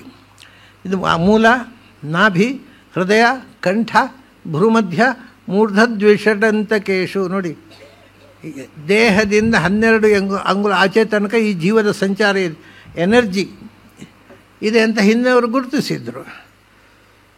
ಸರಿ, ಆಯಿತು. ಆ 6 ಜಾಗಗಳಲ್ಲೇ ಹೋಗಬೇಕು. ಎಲ್ಲೆಲ್ಲೂ ಜೀವ ಹೊರ ಕಳಿಸ್ಲಿಕ್ಕೆ ಆಗೋದಿಲ್ಲ. ಇದು ಅವು ಹೋಗ್ತಕ್ಕಂಥ ಪಥ. ಅದರಿಂದ ಮೊದಲು ಏನು ಮಾಡಬೇಕು ಅಂದರೆ, ಜೀವ ಇರೋದು ಹೃದಯದಲ್ಲಿ. ಅದು ಇಡೀ ದೇಹದಲ್ಲಿ ಜೀವ ಇರೋದಿಲ್ಲ. ಯಾಕಂದರೆ it is smaller than an atom. ಅದು ಹೃದಯದಲ್ಲಿದೆ. ಅದನ್ನು ನೀವು ಅಲ್ಲಿಂದ ಎಬ್ಬಿಸಿಬಿಟ್ರೆ, ಅದಕ್ಕೆ ಹೇಳಿದ್ದು ನಾನು ನಿನ್ನೆ, ಇದು ಮಾಡಬೇಕಾದ್ರೆ ಅವರಿಗೆ ಸೆಲ್ಫ್ ರಿಯಲೈಸೇಷನ್ ಬೇಕು ಅಂತ. ನಾನು ಏನು ಅಂತ ಗೊತ್ತಿಟ್ಟರೆ ಕಳಿಸುವುದಲ್ಲಿ ಜೀವವನ್ನು. ಅದು ದೇಹದಲ್ಲಿ ನೀವು ಅದನ್ನು ಎಬ್ಬಿಸಿಬಿಟ್ರೆ, ನಿಮ್ಮ ಕಂಟ್ರೋಲ್ ತಪ್ಪಿದರೆ ಅದು ಗುದದ್ವಾರದಲ್ಲಿ ಹೋಗಿಬಿಡುತ್ತೆ ಜೀವ. ಮಹಾದೊಡ್ಡ ದುರಂತ ಅದು.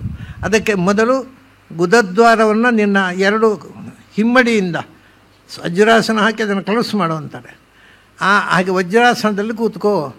ಇವತ್ತು ಮುಸ್ಲಿಮರು ಕೂಡ ನಮಾಜ್ ಮಾಡುವಾಗ ವಜ್ರಾಸನದಲ್ಲೇ ಕೂತ್ಕೊಳ್ಳೋದು. ವಜ್ರಾಸನದಲ್ಲಿ ಕೂತ್ಕೋ. ಆಮೇಲೆ ಪಾರ್ಷ್ಣ್ಯ ಆಪೀಡ್ಯ ಗುದಂ ಪ್ರಾಣಂ, ಅಲ್ಲಿಂದ ಪ್ರಾಣ, ಒಳಗಿಂದ ಪ್ರಾಣಶಕ್ತಿ ಉಂಟಲ್ಲ, ಅದನ್ನು ಏನು ಮಾಡಬೇಕು ಅಂದರೆ, ಅದು ಊರು ಇದು ನಾಭಿ, ಊರು, ಉರಸ್, ಕಂಠ, ಮೂರ್ಧಸು. ಹೃದಯ, ಕಂಠ, ಮೂರ್ಧಸು. ಆ ಜೀವ ಇಲ್ಲಿದೆ ಅಲ್ವಾ, ಇಲ್ಲಿಂದ ಮೇಲಕ್ಕೆ ಕಳಿಸು, ಕಂಠಕ್ಕೆ ಕಳಿಸು, ಕಂಠದಿಂದ ಶಿರಸಿ ಕಳಿಸು ಅಂತ. ಈ ನಮ್ಮಲ್ಲಿ ಗೊತ್ತಿಲ್ಲ, ಅದು ಈ ನಾಮ ಹಾಕ್ತಾರಲ್ಲ, ನಾಮ ಹಾಕೋದೊಂದು ಯಾಕೆ ಹಾಕೋದು ಅಂತ ಹಾಕೋರಿಗೆ ಗೊತ್ತಿಲ್ಲ. ಕೆಲವರು ತಮಗೆ ಹಾಕೋತೆ, ಕೆಲವರು ಇನ್ನೊಬ್ಬರಿಗೆ ನಾಮ ಹಾಕ್ತಾರೆ. ಆದರೆ ಇನ್ನೊಬ್ಬರೇ ಆ ನಾಮ ಹಾಕೋರಿಗೆ ನಾಮ ಹಾಕೋದು ಯಾಕೆಂದು ಗೊತ್ತಿದೆ. ತಾವೇ ನಾಮ ಹಾಕ್ಕೊಳ್ತಾರಲ್ಲ, ಅದು ಯಾಕೆಂದು ಗೊತ್ತಿಲ್ಲ, ಸುಮ್ಮನೆ ಹಾಕ್ಕೊಳ್ಳೋದು. ಈ ನಾಮದ ಸಂಕೇತ ಏನು ಗೊತ್ತುಂಟ, ಇದು ಈ ನಮ್ಮ ದೇಹದ ಒಳಗಿರ್ತಕ್ಕಂಥ ಎನರ್ಜಿ ಸೆಂಟರ್ಸ್ ಉಂಟಲ್ಲ, 6 ಸೆಂಟರ್ಸ್ ಆಫ್ ಎನರ್ಜಿ, ಅದನ್ನು ಪ್ರವೋಕ್ ಮಾಡತಕ್ಕಂಥದ್ದೇ. ನೋಡಿ, ಇಲ್ಲಿ ನಾಭಿ ಮೂಲದಲ್ಲಿ ಒಂದಿದೆ ಗೊನಾಡು, ಅದಕ್ಕೆ ಇಲ್ಲಿಂದ ಶುರು ಮಾಡಿದರು. ಅದರಿಂದ ಮಧ್ಯದಲ್ಲಿ ವಿಶುದ್ಧಿ ಚಕ್ರ, ಇಲ್ಲಿ ಅನಾಹತ ಚಕ್ರ ಇದೆ. Non vibratory sound you can hear ಅಲ್ಲಿಗೆ ಬಂತು. ಅಲ್ಲಿಗೆ ಆಮೇಲೆ ಇಲ್ಲಿಂದ ಇಲ್ಲಿ ನಿನ್ನೆ ಹೇಳಿದೆ ನಾನು, ಕೆಳಮುಖವಾದ ಥೈಮಸ್ ಗ್ಲ್ಯಾಂಡಿನ ಒಳಗೆ ಮೇಲ್ಮುಖವಾದ ಒಂದು ಕಮಲ ಇದೆ, ಅದೇ ಇದು. ಅಲ್ಲಿಂದ ಎನರ್ಜಿ ಮೇಲೆ ಕಳಿಸ್ಬೇಕು. ಮೇಲೆ ಕಳಿಸೋಳ್ಳೆ ಇಲ್ಲಿ ಬರುತ್ತೆ, ಇಲ್ಲಿ ಜಾರಿ ಹೋಗುತ್ತೆ. ಅದಕ್ಕೆ ಇಲ್ಲಿ ಬ್ಲಾಕ್ ಮಾಡಿ, ಇಲ್ಲಿ ಬ್ಲಾಕ್ ಮಾಡಿ, ಇಲ್ಲಿ ಬ್ಲಾಕ್ ಮಾಡಿ, ಸೀದಾ ಸಹಸ್ರಾರಕ್ಕೆ ಬರುತ್ತೆ. ಇದು ಈ ಜೀವನ ಮೇಲಕ್ಕೆ ಕಳಿಸುವ ಪ್ರೋಸೆಸ್ಸಿನ ಸಂಕೇತ, ಎಕ್ಸ್ಟರ್ನಲ್ ಸಂಕೇತ. ಆದರೆ ಯಾರು ನಾಮ ಹಾಕೋರಿಗೆ ಏನೂ ಗೊತ್ತಿಲ್ಲ ಸ್ವಾಮಿ, ಸುಮ್ಮನೆ ನಾಮ ಹಾಕ್ತಾರೆ ಅಷ್ಟೇ. ಯಾರಿಗೂ ಕೇಳಿದರೆ ಅದು ಮಡ್ಡುಬಾತು, ಏನು ಮಡ್ಡುಬಾತು, ಇವ್ರು ಮೈಗೆಲ್ಲ ಹಚ್ಚಿಕೊಳ್ಳಿ ಮಣ್ಣು, ಅಲ್ಲಿ ಅಷ್ಟೇ ಆಗಕ್ಕಾಗಿ ಮಡ್ಡುಬಾತು ಆಗಿದೆ.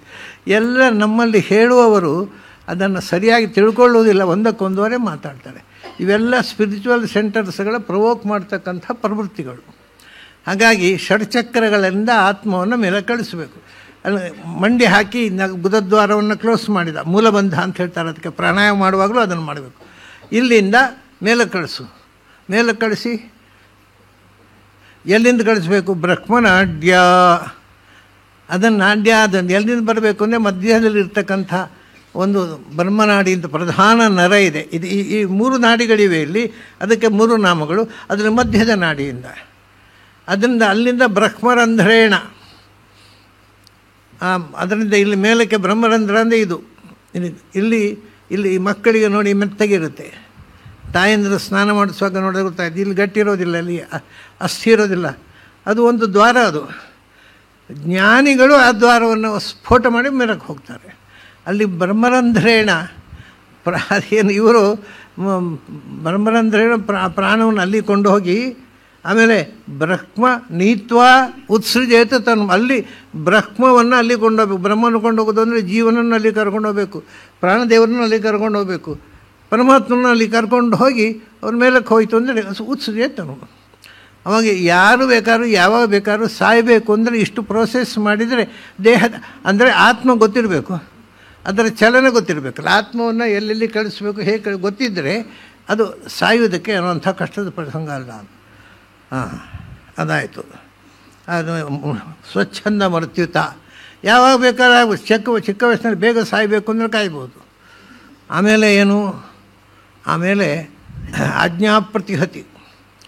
ಏನು ಹೇಳಿದಾಗ ನಡಿಬೇಕು ಅಂತ. ಅದಕ್ಕೆ ಹೇಳ್ತಾನೆ ಯೋಸೌ ಇವರು. ಅದಕ್ಕೆ ಏನಂದರೆ ಮದ್ಭಾವಂ ಆಪನ್ನ, ಭಗವಂತನಲ್ಲಿ ಮದ್ಭಾವಂ ಆಪನ್ನ.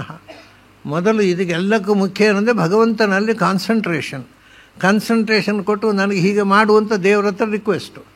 ಏನಾಗಿದ್ದ ಭಗವಂತ ಎಂಥವ ಅವನು ಈಶಿತು ವಶಿನಃ ಪುಮಾನ್. ಅವನು ಈಶಿತ್ವ ವಶಿತ್ವ ಎರಡೂ ಅಂದರೆ ಎಲ್ಲದರ ಒಡೆತನ, ಎಲ್ಲದವನ್ನು ನಿಯಂತ್ರಿಸುವ ಶಕ್ತಿ ಉಳ್ಳ ಭಗವಂತನಿಗೆ ಶರಣಾಗಿ ಏನು ಹೇಳಬೇಕು ಅಂದರೆ ಪ್ರಾರ್ಥಿಸ್ಕೋ ಅಪ್ಪ, ನಾನು ಹೇಳಿದ್ದ ಎಲ್ಲರೂ ಹೇಳಬೇಕು, ಆನವನೇ ಮಾಡು, ನನ್ನ ಮಾತಿಗೆ ಬೆಲೆ ಬರಬೇಕು, ಯಾರು ಕೂಡ ಮಾಡೋಲ್ಲ ಅಂತ ಹೇಳಬಾರ್ದು ಅಂತ ಭಗವಂತನ ತೆಗೆದೆ. ಭಗವಂತ ಏನು ಹೇಳಿದ್ದು ಆಗದೇ ಇರೋದು ಅಂತ ಒಂದಿಲ್ಲ. ಸೊ ನನಗೂ ಅಂಥ ಒಂದು ಸಾಮರ್ಥ್ಯ ಕೊಡುವಂಥ ನೀನು ಭಗವಂತನ ಪ್ರಾರ್ಥನೆ ಮಾಡು ಅಂತಾರೆ. ಪ್ರಾರ್ಥನೆ ಮಾಡಿದ್ರೆ ಏನಾಗುತ್ತೆ? ಅವ ಹೇಳ್ತಾರೆ ನಕಥಶ್ಚನ ಅನ್ಯೇತ. ಅವನ ಮಾತು ಎಲ್ಲೂ 1-2 ಅಲ್ಲ, ಎಲ್ಲಿಯೂ ಅವನು ಹೇಳಿದ ಮಾತು ಅನ್ಯಥ ಆಗುವುದಿಲ್ಲ. ನಕುತಶ್ಚನ ಅನ್ಯೇತ. ಹೇಗೆ ಅಂದರೆ ಅದು ತಥಾ ವಾಚ ಯಥಾ ಮಮಾನ್. ಭಗವಂತನ ಮಾತು ಹೇಗೆ ಅನ್ಯಥ ಆಗೋದಿಲ್ಲವೋ ಅವನು ಹಾಗೆ ಇವರು ಕೂಡ ಅನ್ಯಥ ಆಗೋದಿಲ್ಲ. ಅದನ್ನು ಆಜ್ಞಾಪತ್ಯ ಏನು ಹೇಳ್ತಾನೆ ಅದು ಆಗೇ ಹೋಗುತ್ತೆ. ಇದು ಸ್ವಲ್ಪ ಪ್ರಯತ್ನ ಮಾಡಿದರೆ ಮೈಂಡ್ ರೀಡಿಂಗು ಇದನ್ನೆಲ್ಲ ಸಂಪಾದಿಸಬಹುದು. ಇದು ಬಹಳ ದೊಡ್ಡ ಅಂದರೆ ಅಪರೋಕ್ಷ ಜ್ಞಾನಿಗಳ ರೀತಿ ಬೇರೆ, ಸಾಮಾನ್ಯ ಮಟ್ಟದಲ್ಲೂ ಮಾಡಲಿಕ್ಕೆ ಬರುತ್ತೆ ಇದೆಲ್ಲ. ಇನ್ನು ಮೈಂಡ್ ರೀಡಿಂಗ್ ಅಂತೂ ಇಟ್ ಈಸ್ ವೆರಿ ಈಸಿ. ಒಬ್ಬರನ್ನು ಮುಖ ನೋಡಿ ನಾವೇ ಮಾಡಿದ್ವಿ, ಅವ್ರ ಮೂಲ ನೋಡಿದ್ರೆ ಗೊತ್ತಾಗುತ್ತೆ ಏನೂ ಆರೋಗ್ಯ ಇಲ್ಲ, ಅದಕ್ಕೆಲ್ಲ ಶಾಸ್ತ್ರ ಓದಬೇಕಾಗಿಲ್ಲ. ಅವ್ರು ಏನು ಹೇಗಿದ್ದೀರಿ, ಚೆನ್ನಾಗಿದ್ದೇನೆ ಅಂತಾರೆ, ಆದರೆ ಅವ್ರ ಮುಖ ನೋಡಿದರೆ ಕೈನೋ ಕಾಯಿಲೆ ಇದ್ದಾಗ ಕಾಣುತ್ತೆ. ಸೊ ನಮ್ಮ ಇಡೀ ವ್ಯಕ್ತಿತ್ವದ face reading is a kind of mind reading. ಅವ್ರ ಮುಖದಲ್ಲಿ ಅವ್ರ ಮನಸ್ಸನ್ನು ಓದ್ಬೋದು. ಸ್ವಲ್ಪ ಪ್ರಾಕ್ಟೀಸ್ ಮಾಡಬೇಕಷ್ಟೇ. ಇದೊಂದು ದೊಡ್ಡ ಪವಾಡವೂ ಅಲ್ಲ, ಅಧ್ಯಾತ್ಮವೂ ಅಲ್ಲ. ಇವನು ಹೇಳ್ತಾನೆ ಹಾಗಾಗಿ ಹೇಳಿದ್ದು ನಡಿಬೇಕಾಗಿದ್ದರೆ ಅದನ್ನು ಭಗವಂತನಿಂದ ಮೊದಲು ಪರ್ಮಿಷನ್ ಪಡೀಬೇಕು. ಅದೇನು ಈ ರಾಮಕೃಷ್ಣ ಪರಮಹಂಸರು ಪದೇ ಏಳ್ತಿದ್ರು, ಏನಾದರೂ ಒಂದು ವಿಶೇಷ ಶಕ್ತಿ ನಾವು ಹೊಂದಬೇಕಾಗಿದ್ದರೆ ಅದಕ್ಕೆ ಭಗವಂತನ ಸ್ಯಾಂಕ್ಷನ್ ಬೇಕು. ಇಲ್ಲದಿದ್ದರೆ ತಿಪ್ಪರ್ಲಾಗ ಹಾಕಿದ್ರೆ ಆಗೋಲ್ಲ ಅಂತ ನೋಡು. ಆಯಿತು, ಇದಾಯಿತು. ಆಮೇಲೆ ತ್ರಿಕಾಲಜ್ಞತ್ವ ಅಂದರೆ ಏನು ಅಂತ. ತ್ರಿಕಾಲಜ್ಞತ್ವ ಅಂತ ಹೇಳ್ತಾರೆ ಅವರು. ಎಲ್ಲ 3 ಕಾಲದಲ್ಲಿ ಪಾಸ್ಟ್ ಟೆನ್ಸ್ ಏನು, ಮುಂದೆ ಏನಾಗುತ್ತೆ, ಈಗ ಏನಾಗಿದೆ, ಹಿಂದೆ ಏನಾಗಿತ್ತು, 3 ತಿಳಿಬೇಕು. ಅದಕ್ಕೇನು ಮಾಡಬೇಕು ಅಂತ. ಅದಕ್ಕೆ ಮದ್ಭಕ್ತಿ ಸಿದ್ಧಸ್ಯ, ಭಗವಂತನಲ್ಲಿ ಮೊದಲು ಭಕ್ತಿ ಇರಬೇಕು, ನಂಬಿಕೆ ಇರಬೇಕು. ಆಮೇಲೆ ಅವನ ಹತ್ರ ಧಾರಣೆ ಮಾಡಬೇಕು. ಭಗವಂತನ ಧಾರಯತಃ ಮುನೇಹೇ ಏನಾಗುತ್ತೆ ಆವಾಗ ಅಂದರೆ, ಭಗವಂತ ನನಗೆ ಹಿಂದೆ ಆದದ್ದು ವಿಷಯ ಇಷ್ಟೇ, ಹಿಂದೆ ಆದದ್ದು ಒಳಗಿದೆ, ರೆಕಾರ್ಡ್ ಇದೆ. ಹಿಂದೆ ಎಷ್ಟು ಜನ್ಮಗಳಲ್ಲಿ ನಾವು ಹುಟ್ಟು ಬಂದಿದ್ದೆವೋ ಅದು ಎಲ್ಲದರದ್ದು ರೆಕಾರ್ಡ್ ಒಳಗಿದೆ, ಸಿ ಡಿ ಇದೆ ಒಳಗಡೆ. ಅದನ್ನು ನಾನು ಮಾಡಲಿಕ್ಕೆ ಗೊತ್ತಿಲ್ಲ ನಮಗೆ ಅಷ್ಟೇ. ಭಗವಂತ ಹೇಳಿ ನಾನು ಒಳಗೆ ಇಟ್ಟು ರೆಕಾರ್ಡ್ ಮಾಡಿ ಇಟ್ಟಿದ್ದೆ ಅಲ್ವ, ಅದನ್ನು ನಾನು ಮಾಡು ಅಂತ ಕೇಳೋದು ಅಷ್ಟೇ ದೇವ್ರ ಹತ್ರ. ಮಾಡಿದರೆ ಹಿಂದಾಗೋದು ಮುಂದಾಗೋದು ಎಲ್ಲ ಗೊತ್ತಾಗ್ಬಿಡುತ್ತೆ. ಯಾವುದು ಹೊಸದಲ್ಲ, ಅದರಲ್ಲಿ ಇದ್ದದ್ದನ್ನು ಅದನ್ನು ರಿವೀಲ್ ಮಾಡೋದು, ಓಪನ್ ಮಾಡೋದಕ್ಕೆ ನಮಗೆ ಗೊತ್ತಿಲ್ಲ, ಅದನ್ನು ಮಾಡೋದು ಅಂತಷ್ಟೇ. ಇದು ಒಂದು ಸರ್ತಿ ಇದೆಲ್ಲ ನಾನು ಬಾಲ್ಯದಲ್ಲಿ ಕುತೂಹಲ. ಆವಾಗ ಈ ಸತ್ಯ ಸಾಹೇಬ್ ಅವರದ್ದು ಭಾರಿ ಕತೆ. ಅಯ್ಯೋ ಅವರು ಭಯಂಕರ ಪವಾಡ ಮಾಡ್ತಾರೆ, ಹಾಗೆ ಏನು ನೋಡುವ ಅಂತ ನಾನು ಹೋದೆ. ನಾನು ಯಾವುದನ್ನು ಪರೀಕ್ಷಿಸದೆ ನಂಬುವವನಲ್ಲ, ನನಗೆ ಕನ್ವಿನ್ಸ್ ಆಗದೆ ನಾನು ಯಾವುದನ್ನು ನಂಬುವವನಲ್ಲ. ಅದು ನೋಡುವ, ಅದೇ ಯಾರು ಯೋಗ್ಯತೆ ಇರಬಾರ್ದು ಅಂತ ಏನೂ ಇಲ್ಲ, ಇದ್ದರೂ ಇರ್ಬೋದು. ನಾನು ನೋಡೋದೇ ಟೀಕೆ ಮಾಡೋರಿದ್ದಾರೆ, ಅದೆಲ್ಲ ಡೋಂಗಿ, ಅದೇ ಯಾಕೆ ಡೋಂಗಿ ಆಗಿರ್ಬೋದು, ಸ್ಟೇ ಯಾಕೆ ಆಗಿರಬಾರ್ದು. ಹಾಂ, ಇನ್ನು ಕೆಲವರು ಅದೆಲ್ಲ ಗೊತ್ತುಂಟ, ಅವ್ರು ಈ ಗುಂಗುರು ಕೂದಲು ಉಂಟು, ನೀವು ಇಟ್ಟು ಮಾಡಿ ಗುಂಗುರು ಕೂದಲು ಇದ್ದದ್ರಿಂದ ಪವಾಟ ಅಂದರೆ ಒಂದು ಅರ್ಥ ಬೇಕು ಮಾತಾಡೋದಕ್ಕೆ. ಅದು ನನಗೆ ಅದಲ್ಲ, ಅವ್ರನ್ನ ನಂಬಿ ಹೋಗೋದು ಅಲ್ಲ, ನಾನು ಭಕ್ತನಾಗಿ ಹೋಗೋದು ಅಲ್ಲ. ಆದರೆ ಎಂತ ಒಂದು ತಿಳಿಲಿಕ್ಕೆ ಎಲ್ಲಿಗೂ ಹೋಗ್ಬೋದು. ನಾನು ಹೋದೆ ತಿಳಿಲಿಕ್ಕೆ ಅಂತ ಅಲ್ಲಿ ಹೋದಾಗ ಏನು ತಮಾಷೆ ಅಂದರೆ, ಇದನ್ನು ಯಾಕೆ ಹೇಳ್ತಾ ಇದ್ದೇನೆ ಅಂದರೆ, ಮೈಂಡ್ ರೀಡಿಂಗ್ ಅಥವಾ ತ್ರಿಕಾಲಜ್ಞತ್ವ ಹಿಂದೆ ಅಲ್ಲಿ ಹೋದಾಗ ನಾನು ಸುಮ್ಮನೆ ಪ್ರೇಕ್ಷಕನಾಗಿ ಅಬ್ಸರ್ವ್ ಮಾಡಲಿಕ್ಕೆ ಹೋದ್ದು, ನಾನು ಏನೂ ಮಾಡಲಿಕ್ಕೆ. ಆದರೆ ಅಲ್ಲಿ ಹೋಗುವ ಮುಂಚೆ ನಾವೊಂದು 3-4 ಜನ ಕಾರ್ ಮಾಡಿಕೊಂಡು ಹೋಗಿದ್ದೆವು. ಅಲ್ಲಿ ಹೋಗುವಾಗ ನಮ್ಮ ಕಾರ್ನಲ್ಲಿ ನಿರಂತರ ಸ್ಮೋಕ್ ಮಾಡ್ತಾ ಇದ್ದ ನಮ್ಮ ಡ್ರೈವರು. ನಾನು ಅವರು ಸತ್ಯ ಸಾಹೇಬರ ಬಗ್ಗೆ ಕೆಲವು ಲೇಖನಗಳು ಪ್ರಿಂಟ್ ಆಗ್ತಿತ್ತು, ಅದನ್ನು ನೋಡಿದ್ದೆ ನಾನು. ಅವರು ಸಿಗರೇಟ್ ಸೇದವರು ಹೋದರೆ ಸಿಗರೇಟ್ ಸೇದಬಾರ್ದು ನೀನು ಅಂತ ಹೇಳ್ತಿದ್ರಂತೆ, ಬಿಡಿಸ್ತಿದ್ರು ಅಂತ. ಅದನ್ನು ಕೇಳಿದ್ದೆ ನಾನು. ಅವನಿಗೆ ಹೇಳಿದೆ, ನೋಡು ಬಾಬರ ಹತ್ರ ಹೇಳ್ತೇನೆ ಸಿಗರೇಟ್ ಸೇದಿದ್ದಾರೆ. ಅವನು ಯಾರು ಹೇಳಿದರು ಒಂದೆಂದ ಹೇಳಿದ, ಸಿಗರೇಟ್ ಸೇರ್ತಾನೆ, ಅವ್ನು ನಿಲ್ಲಿಸಲಿಲ್ಲ. ಆಮೇಲೆ ಅಲ್ಲಿಗೆ ಹೋಯ್ತು. ನಾವು ರಾತ್ರಿ ಹೊರಟಿದ್ದೇವೆ. ನಾವು ಹೇಗೆ ಹೊರಟಂದ್ರೆ ರಾತ್ರಿ ದಶಮಿ ರಾತ್ರಿ ಹೊರಟು ಏಕಾದಶಿ ಮುಂಜಾನೆ ಹೋಗಿದ್ದೇವೆ. ಮತ್ತು ದ್ವಾದಶಿ ಪಾರಣಕ್ಕೆ ಮನೆಗೆ ಬರಬೇಕು ನಮಗೆ. ಈ ರೀತಿ ಅಡ್ಜಸ್ಟ್ ಮಾಡಿಕೊಂಡು ಹೋದ್ದು. ಸರಿ, ಏಕಾದಶಿ ಬೆಳಿಗ್ಗೆ ಅಲ್ಲಿ ಹೋದಾಗ 4 ಕಸ್ತೂರಿಯವರಿದ್ದರು. ಅವರು ಆವಾಗ ಅಲ್ಲಿ ಅವರ ಅಂತರಂಗ ಪಿ ಎ ಆಗಿದ್ದರು. 4 ಕಸ್ತೂರಿಯವರು ದೊಡ್ಡ ಸಾಹಿತಿಗಳು, ಕನ್ನಡದಲ್ಲಿ ಇದ್ದವರು. ಮೂಲತಃ ಅವರು ಮಲಯಾಳಿ, ಆದರೆ ಕನ್ನಡದಲ್ಲಿ ಸಾಹಿತಿಯಾಗಿ ಕೆಲಸ ಮಾಡಿದವರು.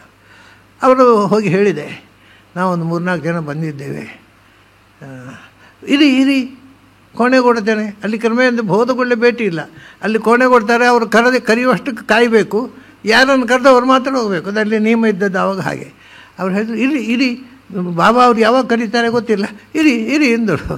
ನಾಳೆ ಇರ್ಲಿಕ್ಕೆ ಬಂದದ್ದಲ್ಲ ನಾವು ನಮಗೆ ಇವತ್ತು ರಾತ್ರಿ ಊರು ಸೇರಬೇಕು, ನಾಳೆ ಬೆಳಿಗ್ಗೆ ದ್ವಾದಶಿ ಪಾರಣಕ್ಕೆ ಊರಿನಲ್ಲಿ ಇರಬೇಕು ನಾವು. ಆದ್ದರಿಂದ ನಮಗೆ ಅವರು ಕರೆಯುವಾಗ ನಾವು ಹೋಗೋದಲ್ಲ, ಈಗಿಂದೀಗ ಭೇಟಿ ಕೊಡಬೇಕು, ಇದು ಕಂಡೀಷನ್.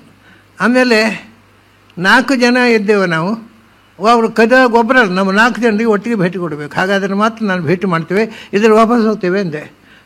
ಇರಿ ಕೇಳಿ ಬರ್ತೇನೆ ಅಂತ. ಇದು ನಾವಿಷ್ಟು ಮಾತಾಡೋ ಅವ್ರ ಟೈಸ್ನಲ್ಲಿ ನೋಡ್ತಾ ಇದ್ದೆ ಟೆರೆಸ್ನಲ್ಲಿ. ಇವ್ರ ಮೇಲೆ ಹೋದರು. ಮೇಲೆ ಹೋಗಿ ನೀವು ಈಗಲೇ ಬರಬೇಕಂತೆ, 4 ಜನ ಬರಬೇಕಂತೆ ಅಂದರು. ಆಯ್ತಲ್ಲೋ, ನಾವೆಲ್ಲೋ ಒಳಗೆ ಹೋದೆವು. ಒಳಗೆ ಹೋಗಿ ನನಗೆ ಒಳಗೆ ಹೋಗುವಾಗ ಒಂದು ದುರ್ಬುದ್ಧಿ, ಅದು ನನಗೆ ಆವಾಗಲೇ ಒಂದು ಅಹಂಕಾರ. ಅಲ್ಲಿ ಒಂದು ಕುರ್ಚಿ ಇತ್ತು ಒಳಗೆ. ಅಯ್ಯೋ, ಆ ಮನುಷ್ಯ ಕುರ್ಚಿಯಲ್ಲಿ ಕೂತ್ಕೊಳ್ತಾರೆ, ನಾವೆಲ್ಲ ಕಾಲುಬುಡಲ್ಲಿ ಕೊಡಬೇಕಲ್ಲ ಅಂತ ಕಂಡಿತ್ತು ನನಗೆ. ಮನಸ್ಸಿನ ಕಂಡದ್ದನ್ನು ನಾನು ಹೇಳೋದು, ಆ ಮನುಷ್ಯನ ಕಾಲುಬುಡದ ನಾವ್ಯಾಕೆ ಕೊಡಬೇಕು ಅಂತ. ತಮಾಷೆ ಅಂದರೆ ಇದು ಬಂದರು ಅವರು, ಉಪ್ಪರಿಗಿಂತ ಕೆಳಗೆ ಬಂದು ಆ ಕುರ್ಚಿಯನ್ನು ಪಕ್ಕಕ್ಕೆ ತಳ್ಳಿ ನಮ್ಮ ಒಟ್ಟಿಗೆ ನೆಲದಲ್ಲಿ ಕೂತ್ಕೊಂಡ್ರು. ಖುಷಿ ಆಯ್ತು ನನಗೆ. ಹೌದಾ, ಅಯ್ಯೋ ಪರವಾಗಿಲ್ಲ, ಮೈಂಡ್ ರೀಡಿಂಗ್ ಚೆನ್ನಾಗಿದೆ ಇವರದ್ದು ಅಂತ ಯೋಚನೆ ಮಾಡಿದೆ. ಅದಾಯಿತು. ಆಮೇಲೆ ಹೇಳಿದೆ, ನೋಡಿ ಇವನು ತುಂಬ ಸಿಗರೇಟ್ ಸೇರ್ತಾನೆ, ಸ್ವಲ್ಪ ಅವ್ನು ಚಟ ಬಿಡಿಸಿ ಅಂತ ಹೇಳಿದೆ. ಅದು ಒಂದೇ ಹೇಳಿದ್ದು ನಾನು, ನನಗೋಸ್ಕರ ಏನೂ ಕೇಳಲಿಲ್ಲ. ಅದಕ್ಕೇನು ಹೇಳಿದ್ರು ಗೊತ್ತಾ, ನೀವು ದಾರಿಯ ಉದ್ದಕ್ಕೆ ಹೇಳಿದಿರಿ, ಬಾಬಾರ ಹತ್ರ ಹೇಳ್ತೇನೆ ಬಿಡಲಿಲ್ಲಲ್ಲ, ಅವನು ಹಣೆ ಬರಹ ಬಿಡಿ, ಓದ್ಕೊಳ್ಳಿ, ಸೇರಿಕೊಳ್ಳಿ ಬಿಡಿ ಎಂದರು.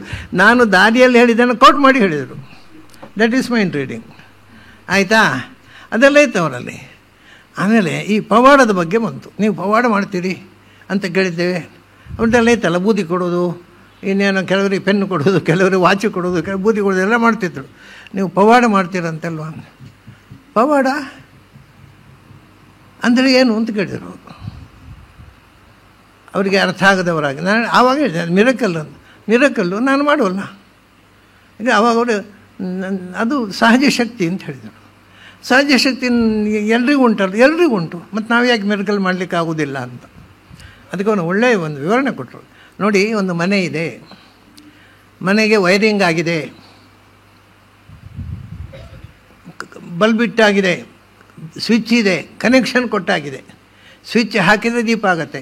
ನೀವು ರಾತ್ರಿ ಹೊತ್ತು ಆ ಮನೆಯೊಳಗೆ ಬಂದಿದ್ದೀರಿ, ಸ್ವಿಚ್ ಹುಡುಕ್ತಾ ಇದ್ದೀರಿ. ನೀವು ಸ್ವಿಚ್ ಸಿಕ್ಕಿದರೆ ದೀಪ. ನನಗೆ ಸ್ವಿಚ್ ಸಿಕ್ಕಿದೆ, ಅದರಿಂದ ನಾನು ಮಾಡ್ತೇನೆ. ನಿಮಗೆ ಸ್ವಿಚ್ ಸಿಕ್ಕಿಲ್ಲ, ಅದು ನಿಮಗೆ ಒಳಗೆ ಇದೆ ಎಲ್ಲ. ನಿಮ್ಮಲ್ಲಿಯೂ ಬಲ್ಬ್ ಇದೆ, ಕರೆಂಟ್ ಇದೆ, ಸ್ವಿಚ್ ಇದೆ. ಸ್ವಿಚ್ ಹಾಕಲಿಕ್ಕೆ ಎಲ್ಲಿ ಸ್ವಿಚ್ ಹುಡುಕ್ತಾ ಇದ್ದೀರಿ ನೀವು. ಇದು ನಿಮ್ಮ ಕಥೆ ಅಂತ ಆ ಪ್ರಶ್ನೆ ಹಾಕಿದವ್ರಿಗೆ ಉತ್ತರ ಕೊಟ್ಟು. ಅಂದರೆ ಇದು ಒಂಥರ ತುಂಬ ಜಾಣತನದ ಪ್ರಶ್ನೆ, ಆದರೆ ವಸ್ತುಸ್ಥಿತಿ ಹೌದದು. ನಮ್ಮಲ್ಲಿ ಎಲ್ಲರಲ್ಲೂ ಈ ಆತ್ಮಶಕ್ತಿ ಇದೆ. ಅದನ್ನು ನಾವು ಉಪಯೋಗ ಮಾಡಲಿಕ್ಕೆ ನಮಗೆ ಅದನ್ನು ಕರೆಂಟ್ ಎಲ್ಲಿದೆ, ಎಲ್ಲಿ ಆನ್ ಮಾಡಬೇಕು ಅಂತಲೇ ಗೊತ್ತಿಲ್ಲ. ನಮ್ಮ ಬ್ರೈನ್ನಲ್ಲಿ ಮಿಲಿಯಾಂತರ ಕೇಂದ್ರಗಳಿವೆ, ಅದನ್ನು ನಾವು ಯೂಸ್ ಮಾಡ್ತಾನೇ ಇಲ್ಲ. ಹಾಗಾಗಿ ಅವರು ಅದನ್ನು ಬಹಳ ಚೆನ್ನಾಗಿ ಹೇಳಿದರು. ನಿಮ್ಮ ಹತ್ರವೂ ಇದೆ, ಎಲ್ಲರ ಹತ್ರವೂ ಈ ಶಕ್ತಿ ಇದೆ, ಬಟ್ ಸ್ವಿಚ್ ಎಲ್ಲಿದೆ ಅಂತ ಗೊತ್ತಿಲ್ಲ. ನನಗೆ ಸ್ವಿಚ್ ಸಿಕ್ಕಿಬಿಟ್ಟಿದೆ ಅಂತ ಹೇಳಿದ್ರು ಅಷ್ಟೇ. ಯಾರೂ ಮಾತಾಡೋಂಗಿಲ್ಲ. ತುಂಬ ಚೆನ್ನಾಗಿತ್ತು ಉತ್ತರ. ಆಗ ಪವಾಡ ಅನ್ನುವಂಥದ್ದು ಎಲ್ಲರೊಳಗೂ ನಿಹಿತವಾಗಿದೆ. ಆದರೆ ಅದರ ಮೂಲ ಕೇಂದ್ರ ಎಲ್ಲಿದೆ, ಎಲ್ಲಿ ನಾವು ಅದನ್ನು ಅಪ್ರೋಚ್ ಮಾಡಬೇಕು, ಸ್ವಿಚ್ ಎಲ್ಲಿದೆ ಗೊತ್ತಿಲ್ಲ ಅಂತ. ಅದಕ್ಕೆ ಕೃಷ್ಣ ಅದನ್ನೇ ಹೇಳೋದು, ಎಲ್ಲರ ಹತ್ರ ನಿಮ್ಮ ಹತ್ರ ಇದೆ, ಆದರೆ ಅದನ್ನು ಸಾಧನೆ ಮಾಡ್ತಕ್ಕಂಥದ್ದು ಇಚ್ಛೆಯೂ ಇಲ್ಲ, ತಾಕತ್ತೂ ಇಲ್ಲ. ಸರಿ, ಆಯಿತು. ತ್ರಿಕಾಲಜ್ಞತ್ವಕ್ಕೆ ಅದೇ ರೀತಿಯಲ್ಲಿ ಭಗವಂತ ನೀನು ತ್ರಿಕಾಲಜ್ಞ, ನನಗೂ ಆ ಶಕ್ತಿಯ ಒಂದು ಲವಲೇಶವನ್ನು ಕೊಡು. ಯಾಕೆಂದರೆ ಇವರು ತ್ರಿಕಾಲಜ್ಞಾನ, ಭಗವಂತನ ಯುಗಾಂತರದ ಜ್ಞಾನ ಎಲ್ಲ ಬರೋದಿಲ್ಲ ಅಂತ ಹೇಳಿದ್ದಾರೆ. ಹಾಗೆ ಇವನು ಸಾಧನೆ ಮಾಡಿದರೆ ಏನಾಗುತ್ತೆ ಅಂದರೆ ತ್ರೈಕಾಲಿಕೀ ಬುದ್ಧಿ ತಸ್ಯ, ಮೂರು ಕಾಲದಲ್ಲಿ ಇದ್ದದ್ದೆಲ್ಲ ಕಾಣುತ್ತೆ. ಹೇಗೆ ಅಂದರೆ ಅದು ಭಗವಂತನ ಅನುಗ್ರಹ. ಭಗವಂತನನ್ನು ತ್ರಿಕಾಲದಲ್ಲಿ ಬಲ್ಲವನು ಅಂತ ನೀನು ಉಪಾಸನೆ ಮಾಡಿದಿ, ಬಂತು. ಹೀಗೆ ಎಲ್ಲ ಸಿದ್ಧಿಗಳನ್ನು ಭಗವಂತನ ಅನುಗ್ರಹದ ಹಿನ್ನೆಲೆಯಲ್ಲಿ ಸಾಧಿಸಬೇಕು ಅಂತನ್ನುವಂಥ ಮಾತನ್ನು. ಕೆಲವು ಅಸಾಧ್ಯವಾದ್ದನ್ನು ಇನ್ನು ಬೆಂಕಿಯಲ್ಲಿ ಅಗ್ನಿಸ್ತಂಭ, ಇದು ಕೊನೆಯದವರು ಅಲ್ಲಿ ಬರುವಂಥದ್ದು. ಅಗ್ನಿಸ್ತಂಭ, ಇನ್ನೇನೇನೋ ಸ್ತಂಭಗಳು, ಅಗ್ನಿಸ್ತಂಭ, ಸೂರ್ಯಸ್ತಂಭ, ಜಲಸ್ತಂಭ, ಆಮೇಲೆ ವಿಷಸ್ತಂಭ, ಆಮೇಲೆ ಶಸ್ತ್ರಾಸ್ತ್ರ ಸ್ತಂಭ, ಮಂತ್ರಸ್ತಂಭ, ಇವೆಲ್ಲ ಉಂಟಲ್ಲ. ಅಂದರೆ ಅದು ಮಾಡ್ಬೋದು ಅಂತ ನಾವು. ಯಾಕೆಂದರೆ ಬಹಳ ಚೆನ್ನಾಗಿ ಒಂದು ಮಾತು ಹೇಳ್ತಾರೆ ಅಲ್ಲಿ, ಅಗ್ನ್ಯಾದೇಹೆ ಅಗ್ನ್ಯಾದಿಭಿಹಿನ ಹನ್ಯೇತ. ನೀವು ಅಗ್ನಿ ಬೆಂಕಿ ಒಳಗೆ ಕೂತ್ರೆ ಸುಡೋಲ್ಲ, ಅದು ನೀರಲ್ಲಿ ಕೂತ್ರೆ ಉಸಿರು ಕಟ್ಟೋಲ್ಲ, ವಿಷ ಕುಡಿದ್ರೆ ತಾಗೋಲ್ಲ. ಯಾಕೆಂದರೆ ಅಗ್ನ್ಯಾದಿಭಿಹಿ ಹನ್ಯೇತ. ಕಾರಣ ಈ ಎಲ್ಲಗಳನ್ನು ಕೂಡ ಸೃಷ್ಟಿ ಮಾಡಿದ ಭಗವಂತನನ್ನು ಒಲಿಸಿಕೊಂಡಿದ್ದಾನೆ. ಅವನ ದೇವರ ಹತ್ರ ಹೇಳಿದ್ದಾನೆ ಭಗವಂತ, ನನಗೆ ಅಗ್ನಿ ಯಾಕೆ. ಅದು ಭಾಳ ಚೆಂದ ಹೇಳ್ತಾರೆ ಅವರು. ಸ್ತಂಭ ಇಲ್ಲದೇ ಇರೋದು ಕಾರಣ ಏನು ಅಂದರೆ, ನೋಡಿ ಮೀನುಗಳು ಈಗ ನಮಗೆ ನೀರಿನಲ್ಲಿ ಒಳಗೆ ಕೂತ್ರೆ ಉಸಿರು ಕಟ್ಟುತ್ತಲ್ಲ, ಮೀನುಗಳು ಉಸಿರುಗಟ್ಟು ಸಾಯೋದಿಲ್ಲ ಯಾಕೆ? ಯಾದ ಸಾಮ್ ಉದಕೇಶ್ವಿವ ಅಂತ, ಉದಕೈರಿವ. ಅವನಿಗೆ ನೀವು ಅಗ್ನ್ಯಾದಿಭಿಹಿ ನಹನ್ಯೇತ ಯಾದ ಸಾಮ್ ಉದಕೈರಿವ. ನೀರಿನಲ್ಲೇ ಇರ್ತವೆ ಮೀನುಗಳು, ಅವುಗಳಿಗೆ ಉಸಿರು ಕಟ್ಟುವುದಿಲ್ಲ. ಅವು ನೀರಿನಲ್ಲಿ ತೆಗೆದರೆ ಉಸಿರು ಕಟ್ಟುತ್ತೆ. ಹಾಗಾದರೆ ಇದೆಲ್ಲ ಇದು ಒಂದು ಪ್ರಕೃತಿಯ ಒಂದು ವೈಶಿಷ್ಟ್ಯವನ್ನು ಕೊಟ್ಟವನು ಯಾರು? ಮೀನುಗಳಿಗೆ ನೀರಿನಲ್ಲಿ ಇದ್ದು ಉಸಿರು ಕಟ್ಟದಂತೆ ಮಾಡಿದವನು ಯಾರು? ನೀವಲ್ಲ, ನಾನಲ್ಲ, ಭಗವಂತ ಅಲ್ವ. ಅವನಿಗೆ ಪ್ರಾರ್ಥನೆ ಮಾಡಿ ನಿಮಗೂ ನೀರಿನಲ್ಲಿ ಉಸಿರು ಕಟ್ಟೋಲ್ಲ. ಯಾವುದೇ ಒಂದು ಅಸಹಜ ಅಥವಾ ಸಹಜ ಅನ್ನೋದು ಭಗವಂತನ ಇಚ್ಛೆಗೆ ಸರಿವಾಗಿ ಸಹಜವಾಗಿ ಪ್ರಪಂಚ ನಡೀತಾ ಇದೆ. ಇದರಿಂದ ನೀವು ಕೂಡ ಭಗವಂತನ ಶರಣಾಗಿ, ನೀನು ಮೀನಿಗೆ ನೀರಿನಲ್ಲಿ ಓಡಾಡುವಂಥ ಶಕ್ತಿ ಕೊಟ್ಟಿದ್ದಿ, ನನಗೂ ಕೊಡಪ್ಪ, ನಾನು ಮೀನಿಗಿಂತಲೂ ಕಡೆ ಅದನ್ನು ಅಂತ ಭಗವಂತನಂತ ಪ್ರಾರ್ಥನೆ ಮಾಡು, ನಿನಗೆ ಜಲಸ್ತಂಭ ಸಾಧ್ಯ ಆಗುತ್ತೆ ಅಂದರು. ಯಾದಸಾಂ ಅಂಬುದೇ ಉದಕೇಶ್ವಿವ. ನೀರಿನಲ್ಲಿ ಹಾಗೆ ಬೆಂಕಿಗೆ ಸುಡುವ ಶಕ್ತಿ ಕೊಟ್ಟವನು ಯಾರು? ಉಪನಿಷತ್ತಿನ ಕಥೆ ನೆನಪಾಗಬೇಕು ನಮಗೆ. ಅಲ್ಲಿ ಇಡೀ ಒಂದು ಭಗವಂತ ಒಮ್ಮೆ ದೇವತೆಗಳಿಗೆ ಬುದ್ಧಿ ತೋರಿಸಬೇಕು ಅಂತ ಒಂದು ಯಕ್ಷ ರೂಪದಲ್ಲಿ ಬಂದು ನಿಂತುಬಿಟ್ಟ. ಯಾರು ಅಂತ ಗೊತ್ತಾಗಿಲ್ಲ, ಅದು ಯಾರು ಏನೋ ಒಂದು ವಿಚಿತ್ರ ಪ್ರಾಣಿ, ಅದು ಯಾರು ಅಂತ. ಆವಾಗ ಅಗ್ನಿಯನ್ನು ಕಳಿಸ್ತಾರೆ, ಅದು ಯಾರೋ ಒಂದು ತಿಳ್ಕೊಂಡು ತಲವಕಾರ ಉಪನಿಷತ್ನಲ್ಲಿರುವಂಥ ಕಥೆ ಇದು. ಅವನು ಅಗ್ನಿ ಹೋಗಿ ಕೇಳಬೇಕಲ್ಲ ನೀವು ಯಾರು ಅಂತ. ಅವನು ಹೋಗಿ ಅಲ್ಲೇ ಕಂಗಾಲಾಗಿ ನಿಂತುಬಿಟ್ಟ. ಅವನು ಕೇಳಲಿಕ್ಕೆ ಬಾಯಿ ಬರಲಿಲ್ಲ. ಕಡೆಗೆ ಇವನೇ ಕೇಳ್ತಾನೆ, ಯಕ್ಷ ನೀನು ಯಾರು ಕೋಸಿ ಯಾರು ಅಂತ ಕೇಳಿದ ಒಳ್ಳೆ ಈಗೋ ಶುರು ಆಯ್ತು. ನಾನು ಮಾತಾಡಿ ಇದು ಅಗ್ನಿರ್ವಾಹಮಸ್ಮಿ, ನಾನು ಜಾತವೇದಾವಾಹಮಸ್ಮಿ, ನನ್ನನ್ನು ಜಾತವೇದ ಅಂತ ಕರೀತಾರೆ, ನಾನು ಅಗ್ನಿ ಅಂತ ಕರೀತಾರೆ. ಇವ ಬಡಾಯಿಬಿಟ್ಟ. ತಸ್ಮಿನ್ ತ್ವಯಿ ಕಿಂವೀರ್ಯಂ, ಹೌದಾ ನಿನಗೆ ಎಷ್ಟೆಲ್ಲ ಬಡಾಯ ಕೊಚ್ಚಲ್ಲ, ನಿನಗೆ ಏನು ಮಾಡಲಿಕ್ಕೆ ಬರುತ್ತೆ ಅಂತ ಕೇಳಿತಂತೆ. ಅಂದರೆ ಯಕ್ಷರೂಪದಲ್ಲಿದ್ದ ಭಗವಂತ. ಅದಕ್ಕೆ ಅಪೀದಂ ಸರ್ವಂ ದಹೇಯಂ ಯದಿದಂ ಪೃಥಿವ್ಯಾಂ, ಪ್ರಪಂಚದಲ್ಲಿ ಏನಿದೆ ಅದನ್ನೆಲ್ಲ ಸುಟ್ಟು ಬಿಡ್ತೇನೆ ನಾನು ಅಂದ. ತಸ್ಮೈ ತೃಣಂ ನಿದಧೌ ಏತದ್ದಹೇತಿ, ಒಂದು ಹುಲ್ಲುಗಡ್ಡಿ ಹಾಕಿದಂತೆ. ನೋಡಪ್ಪ ಇಡೀ ಜಗತ್ತು ಬಿಡಿ, ಇದನ್ನು ಸುಡು. ತದುಪಪ್ರಯಾಯ ಸರೋಜವೇನ ನ ಶಶಾಕ ದಗ್ಧಂ, ಅವನು ತನ್ನ ಎಲ್ಲ ಎನರ್ಜಿ ಹಾಕಿ ಅದ್ರ ಮೇಲೆ ಎರಗಿದ, ಸುಡ್ಲಿಕ್ಕೆ ಆಗಲಿಲ್ಲ. ಯಾಕೆಂದರೆ ಆ ಶಕ್ತಿ ಕೊಟ್ಟೋ ಭಗವಂತ, ಅವನ ಮುಂದೆ ಇವನ ಆಟ ನಡೆಯುತ್ತಾ. ಹಾಗಾದರೆ ಅಗ್ನಿ ಕೂಡ ಭಗವಂತನ ಆದೇಶ ಮೀರಿ ಏನೂ ಮಾಡೋಲ್ಲ. ನೀನು ಭಗವಂತನ ಅಂತ ಹೇಳು, ಅಗ್ನಿ ಸುಡದಂತೆ ಮಾಡು ಅಂತ. ಏನಾಗಲ್ಲ, ನೀರಿನ ಬೆಂಕಿ ಮಧ್ಯೆ ಹೋಗ್ಬೋದು, ಏನೂ ಆಗೋಲ್ಲ. ಆದರೆ ಸ್ಯಾಂಕ್ಷನ್ ಬೇಕು, ಭಗವಂತನ ಅನುಗ್ರಹ ಬೇಕು. ಹೀಗೆ ಎಲ್ಲ ಸಿದ್ಧಿಗಳು ಭಗವಂತನಿಂದ ನಾವು ಪಡೆಯಬಹುದು. ಅದೇನು ಅಸಂಗತ ಅಲ್ಲ, ಅಸಂಭಾವಿತ ಅಲ್ಲ, ಸಹಜವಾದಂಥದ್ದು ಸಿದ್ಧಿಗಳು ಅಂತ ಹೇಳಿ ಇಷ್ಟೆಲ್ಲ ಹೇಳಿದ ಮೇಲೆ ಕಡೆಗೆ ಒಂದು ಮಾತು ಹೇಳ್ತಾನೆ. ಏನು ಅಂದರೆ ಇದಕ್ಕೆಲ್ಲ ಇಷ್ಟೆಲ್ಲ ಏನು ಕಷ್ಟ ಇಲ್ಲ ಅಂತಾನೆ ಕೃಷ್ಣ. ನಾವು ಇದಕ್ಕೇನು ಕಷ್ಟ ಇಲ್ಲ, ದೇವರ ಹತ್ರ ರಿಕ್ವೆಸ್ಟ್ ಮಾಡಿಕೊಂಡ್ರೆ ಸರಿ.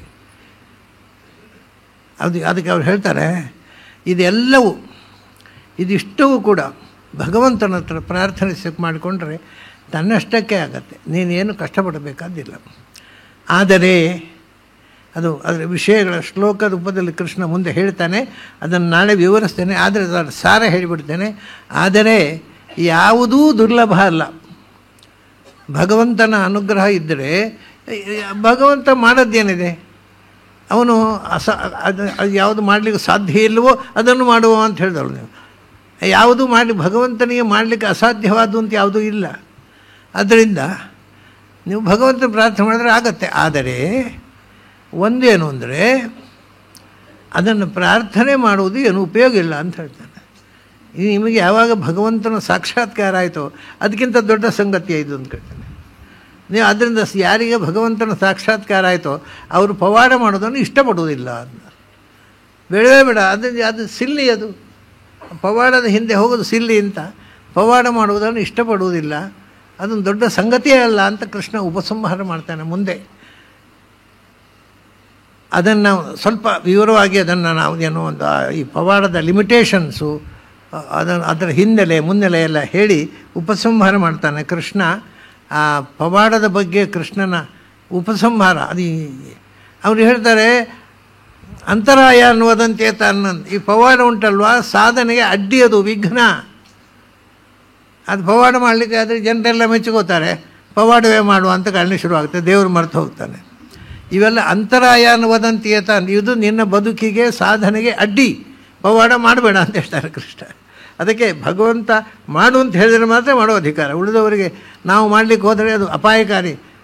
ರಾಮಕೃಷ್ಣ ಪರಮಹಂಸರು ಹೇಳ್ತಾರಲ್ಲ, ನದಿ ದಾಟುವಾಗ ಒಬ್ಬ ನೀರಿನ ಮೇಲೆ ನಡೆದದ್ದಕ್ಕೆ ಹೇಳಿದೆ ನಾನು ಮೊನ್ನೆ. ಅದನ್ನು ನೀರಿನ ಮೇಲೆ 10 ವರ್ಷ ನಾನು ಅಭ್ಯಾಸ ಮಾಡಿದ್ದೇನೆ. ಅಲ್ಲಪ್ಪ 10 ಪೈಸೆ ಕೊಟ್ಟರೆ ಆಚೆ ಕೊಂಡೋಗಿ ಬಿಡ್ತಾನೆ ಇವ, ನೀನು 10 ವರ್ಷ ಯಾಕೆ ವೇಸ್ಟ್ ಮಾಡಿದ್ದೀನಿ. ಸೊ ಯಾವುದರಿಂದ ನಮ್ಮ ಆತ್ಮೋದ್ಧಾರಕ್ಕೆ ಉಪಯೋಗ ಇಲ್ಲವೋ ಆ ಪವಾಡ ಜನರನ್ನು ಮರಳು ಮಾಡಲಿಕ್ಕೋಸ್ಕರ ಏನು ಉಪಯೋಗ ಇಲ್ಲ, ಅದರಿಂದ ಏನೇನೂ ಉಪಯೋಗ ಇಲ್ಲ. ನಮ್ಮಲ್ಲಿ ಸತ್ಯಕಾಮರು ಅಂತ ಒಬ್ಬರು ಇದ್ದರು, ನಿಮಗೆ ಕೆಲವರಿಗೆ ಗೊತ್ತಿರ್ಬೋದು. ಅವರು ಸಾಧನೆ ಮಾಡಬೇಕು ಅಂತ ಹೋಗಿ ಒಂದು ಇದಕ್ಕೆ ಹೋಗಿದ್ದರು, ಉತ್ತರ ಭಾರತದಲ್ಲಿ ಸಾಧನೆ ಮಾಡಲಿಕ್ಕೆ ಅಂತ ಹೋದಾಗ ಅಲ್ಲಿ ಒಬ್ಬರು ಯೋಗಿಗಳು ಸಿಕ್ಕಿದ್ರು ಅವರಿಗೆ. ಅವ್ರದ್ದು ಏನು ಅಂದರೆ ಅವರು ಬರೆದಿದ್ದಾರೆ ಅವರ ಅನುಭವವನ್ನು. ಅಲ್ಲಿ ಒಬ್ಬ ಯೋಗಿ ಇದ್ದಂತೆ, ಅವನಿಗೆ ಎದುರುಗಡೆ ಒಂದು ಹೂತೋಟ, ಅವನ ಆಶ್ರಮದ ಮುಂದೆ. ಬೆಳಗಾತ ಎದ್ದು ಅವನು ಹೂತೋಟ ಹೀಗೆ ನೋಡಿಕೊಂಡು ಬರೋದಂತೆ. ಅದು ಬಿಳಿ ಹೂವೆಲ್ಲ ಕೆಂಪಾಗಿಬಿಡೋದು.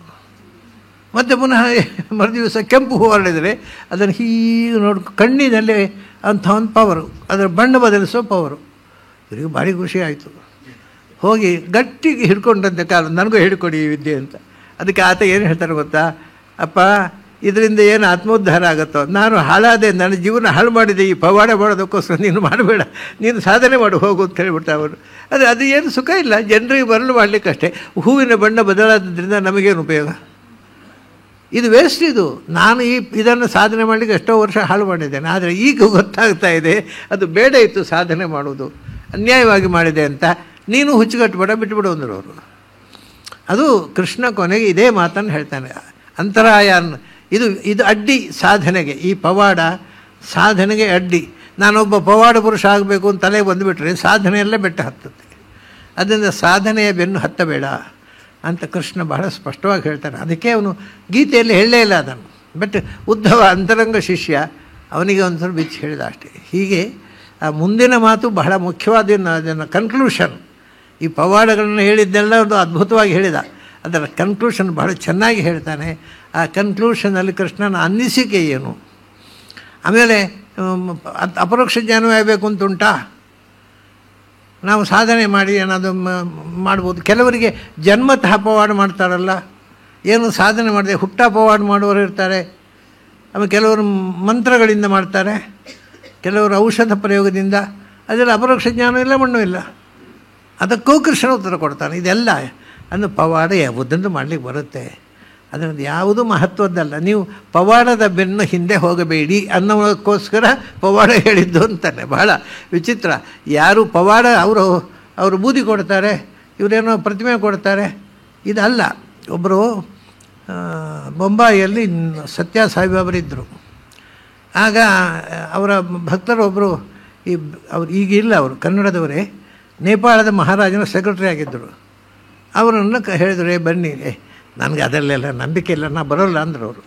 ಇದು ಅವರೇ ನನ್ನ ಹತ್ರ ಹೇಳಿದ ಕಥೆ. ನನ್ನ ನಂಬಿಕೆ ಇಲ್ಲ, ನಾನು ಬರೋಲ್ಲ ಅಂತ. ಇಲ್ಲ, ನೀವು ಬನ್ನಿ, ನೋಡೋದಕ್ಕೇನು, ನೀವು ನಂಬುವುದು ಬೇಡ ಅಂತ ಅವರು ಬಾಂಬೆಯಲ್ಲಿ ಅವರ ಸ್ನೇಹಿತರು ಕರ್ಕೊಂಡೋದ್ರು. ಸಾಯಿಬಾಬಾ ಬಂದಿದ್ದರು.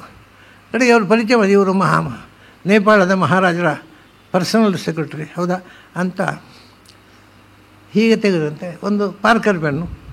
ಓಹೋ, ಪಾರ್ಕರ್ ಬೂದಿ ಮಾತ್ರ ಅಲ್ಲ, ಅವರು ಸ್ವಲ್ಪ ದೊಡ್ಡ ಸ್ಟೇಟ್ ಪಾರ್ಕರ್ ಪೆನ್ನು. ಅವ್ರು ಏನು ಇದು ಅವರೇ ಹೇಳಿದ ಕಥೆ ನನ್ನ ಹತ್ರ ಪ್ರೆಸೆಂಟೇಷನ್ ಬಂತು, ಸಾವಿರಾರು ಪಾರ್ಕರ್ ಪೆನ್ನುಗಳಿವೆ, ನಿಮ್ಮ ಪೆನ್ನಿಗೆ ಇಟ್ಕೊಂಡು ನಾನು ಏನು ಮಾಡಬೇಕು, ಬೇಡ ಅಂತ ಹೇಳಿದಾರಂತೆ. ಹಾಗಾದ್ರೆ ನಿಮಗೇನು ಬೇಕು ಅಂತ ಕೇಳಿದಾರಂತೆ ಅವರು. ಬಾಬಾ, ನಿಮಗೆ ಕೊಡಲಿಕ್ಕೆ ಸಾಕತ್ತುಂಟಾ? ದೇವಲೋಕದ ಪಾರಿಜಾತ ಪುಷ್ಪ ಕೊಡಿ ನನಗೆ. You are asking for an impossible thing ಅಂತ ಹೇಳಿದಂತ. That means you are not able to give it ಅಂದರೆ ಇವರು. ಅಲ್ಲಿ ಮುಗಿದು ಸಂಭಾಷಣೆ. ಇದೆಲ್ಲ ಇದು ಸುಮ್ಮನೆ ನಮ್ಮ ಮರಳು ಮಾಡೋದಕ್ಕೋಸ್ಕರ ಪವಾಡ ಯಾರೂ ಮಾಡಬಹುದು. ಪವಾಡದ ಹಿಂದೆ ಅಧ್ಯಾತ್ಮ ಇಲ್ಲ, ಅಧ್ಯಾತ್ಮ ಬೇರೆ ಪವಾಡ ಬೇರೆ ಅಂತ ಕೃಷ್ಣ ಬಹಳ ಒತ್ತು ಕೊಟ್ಟು ಹೇಳ್ತಾನೆ ಮುಂದೆ. ಅದನ್ನು ನಾವು ನಾಳೆ ದಿವಸ ನೋಡೋಣ. ಇವತ್ತಿನ ಚಿಂತನವನ್ನು ಇಲ್ಲಿ ಮುಗಿಸ್ತಾ ಇದ್ದೇನೆ. ತಮಗೆಲ್ಲ ಅಭಿನಂದನೆಗಳು ಮತ್ತು ಅಭಿವಂದನೆಗಳು.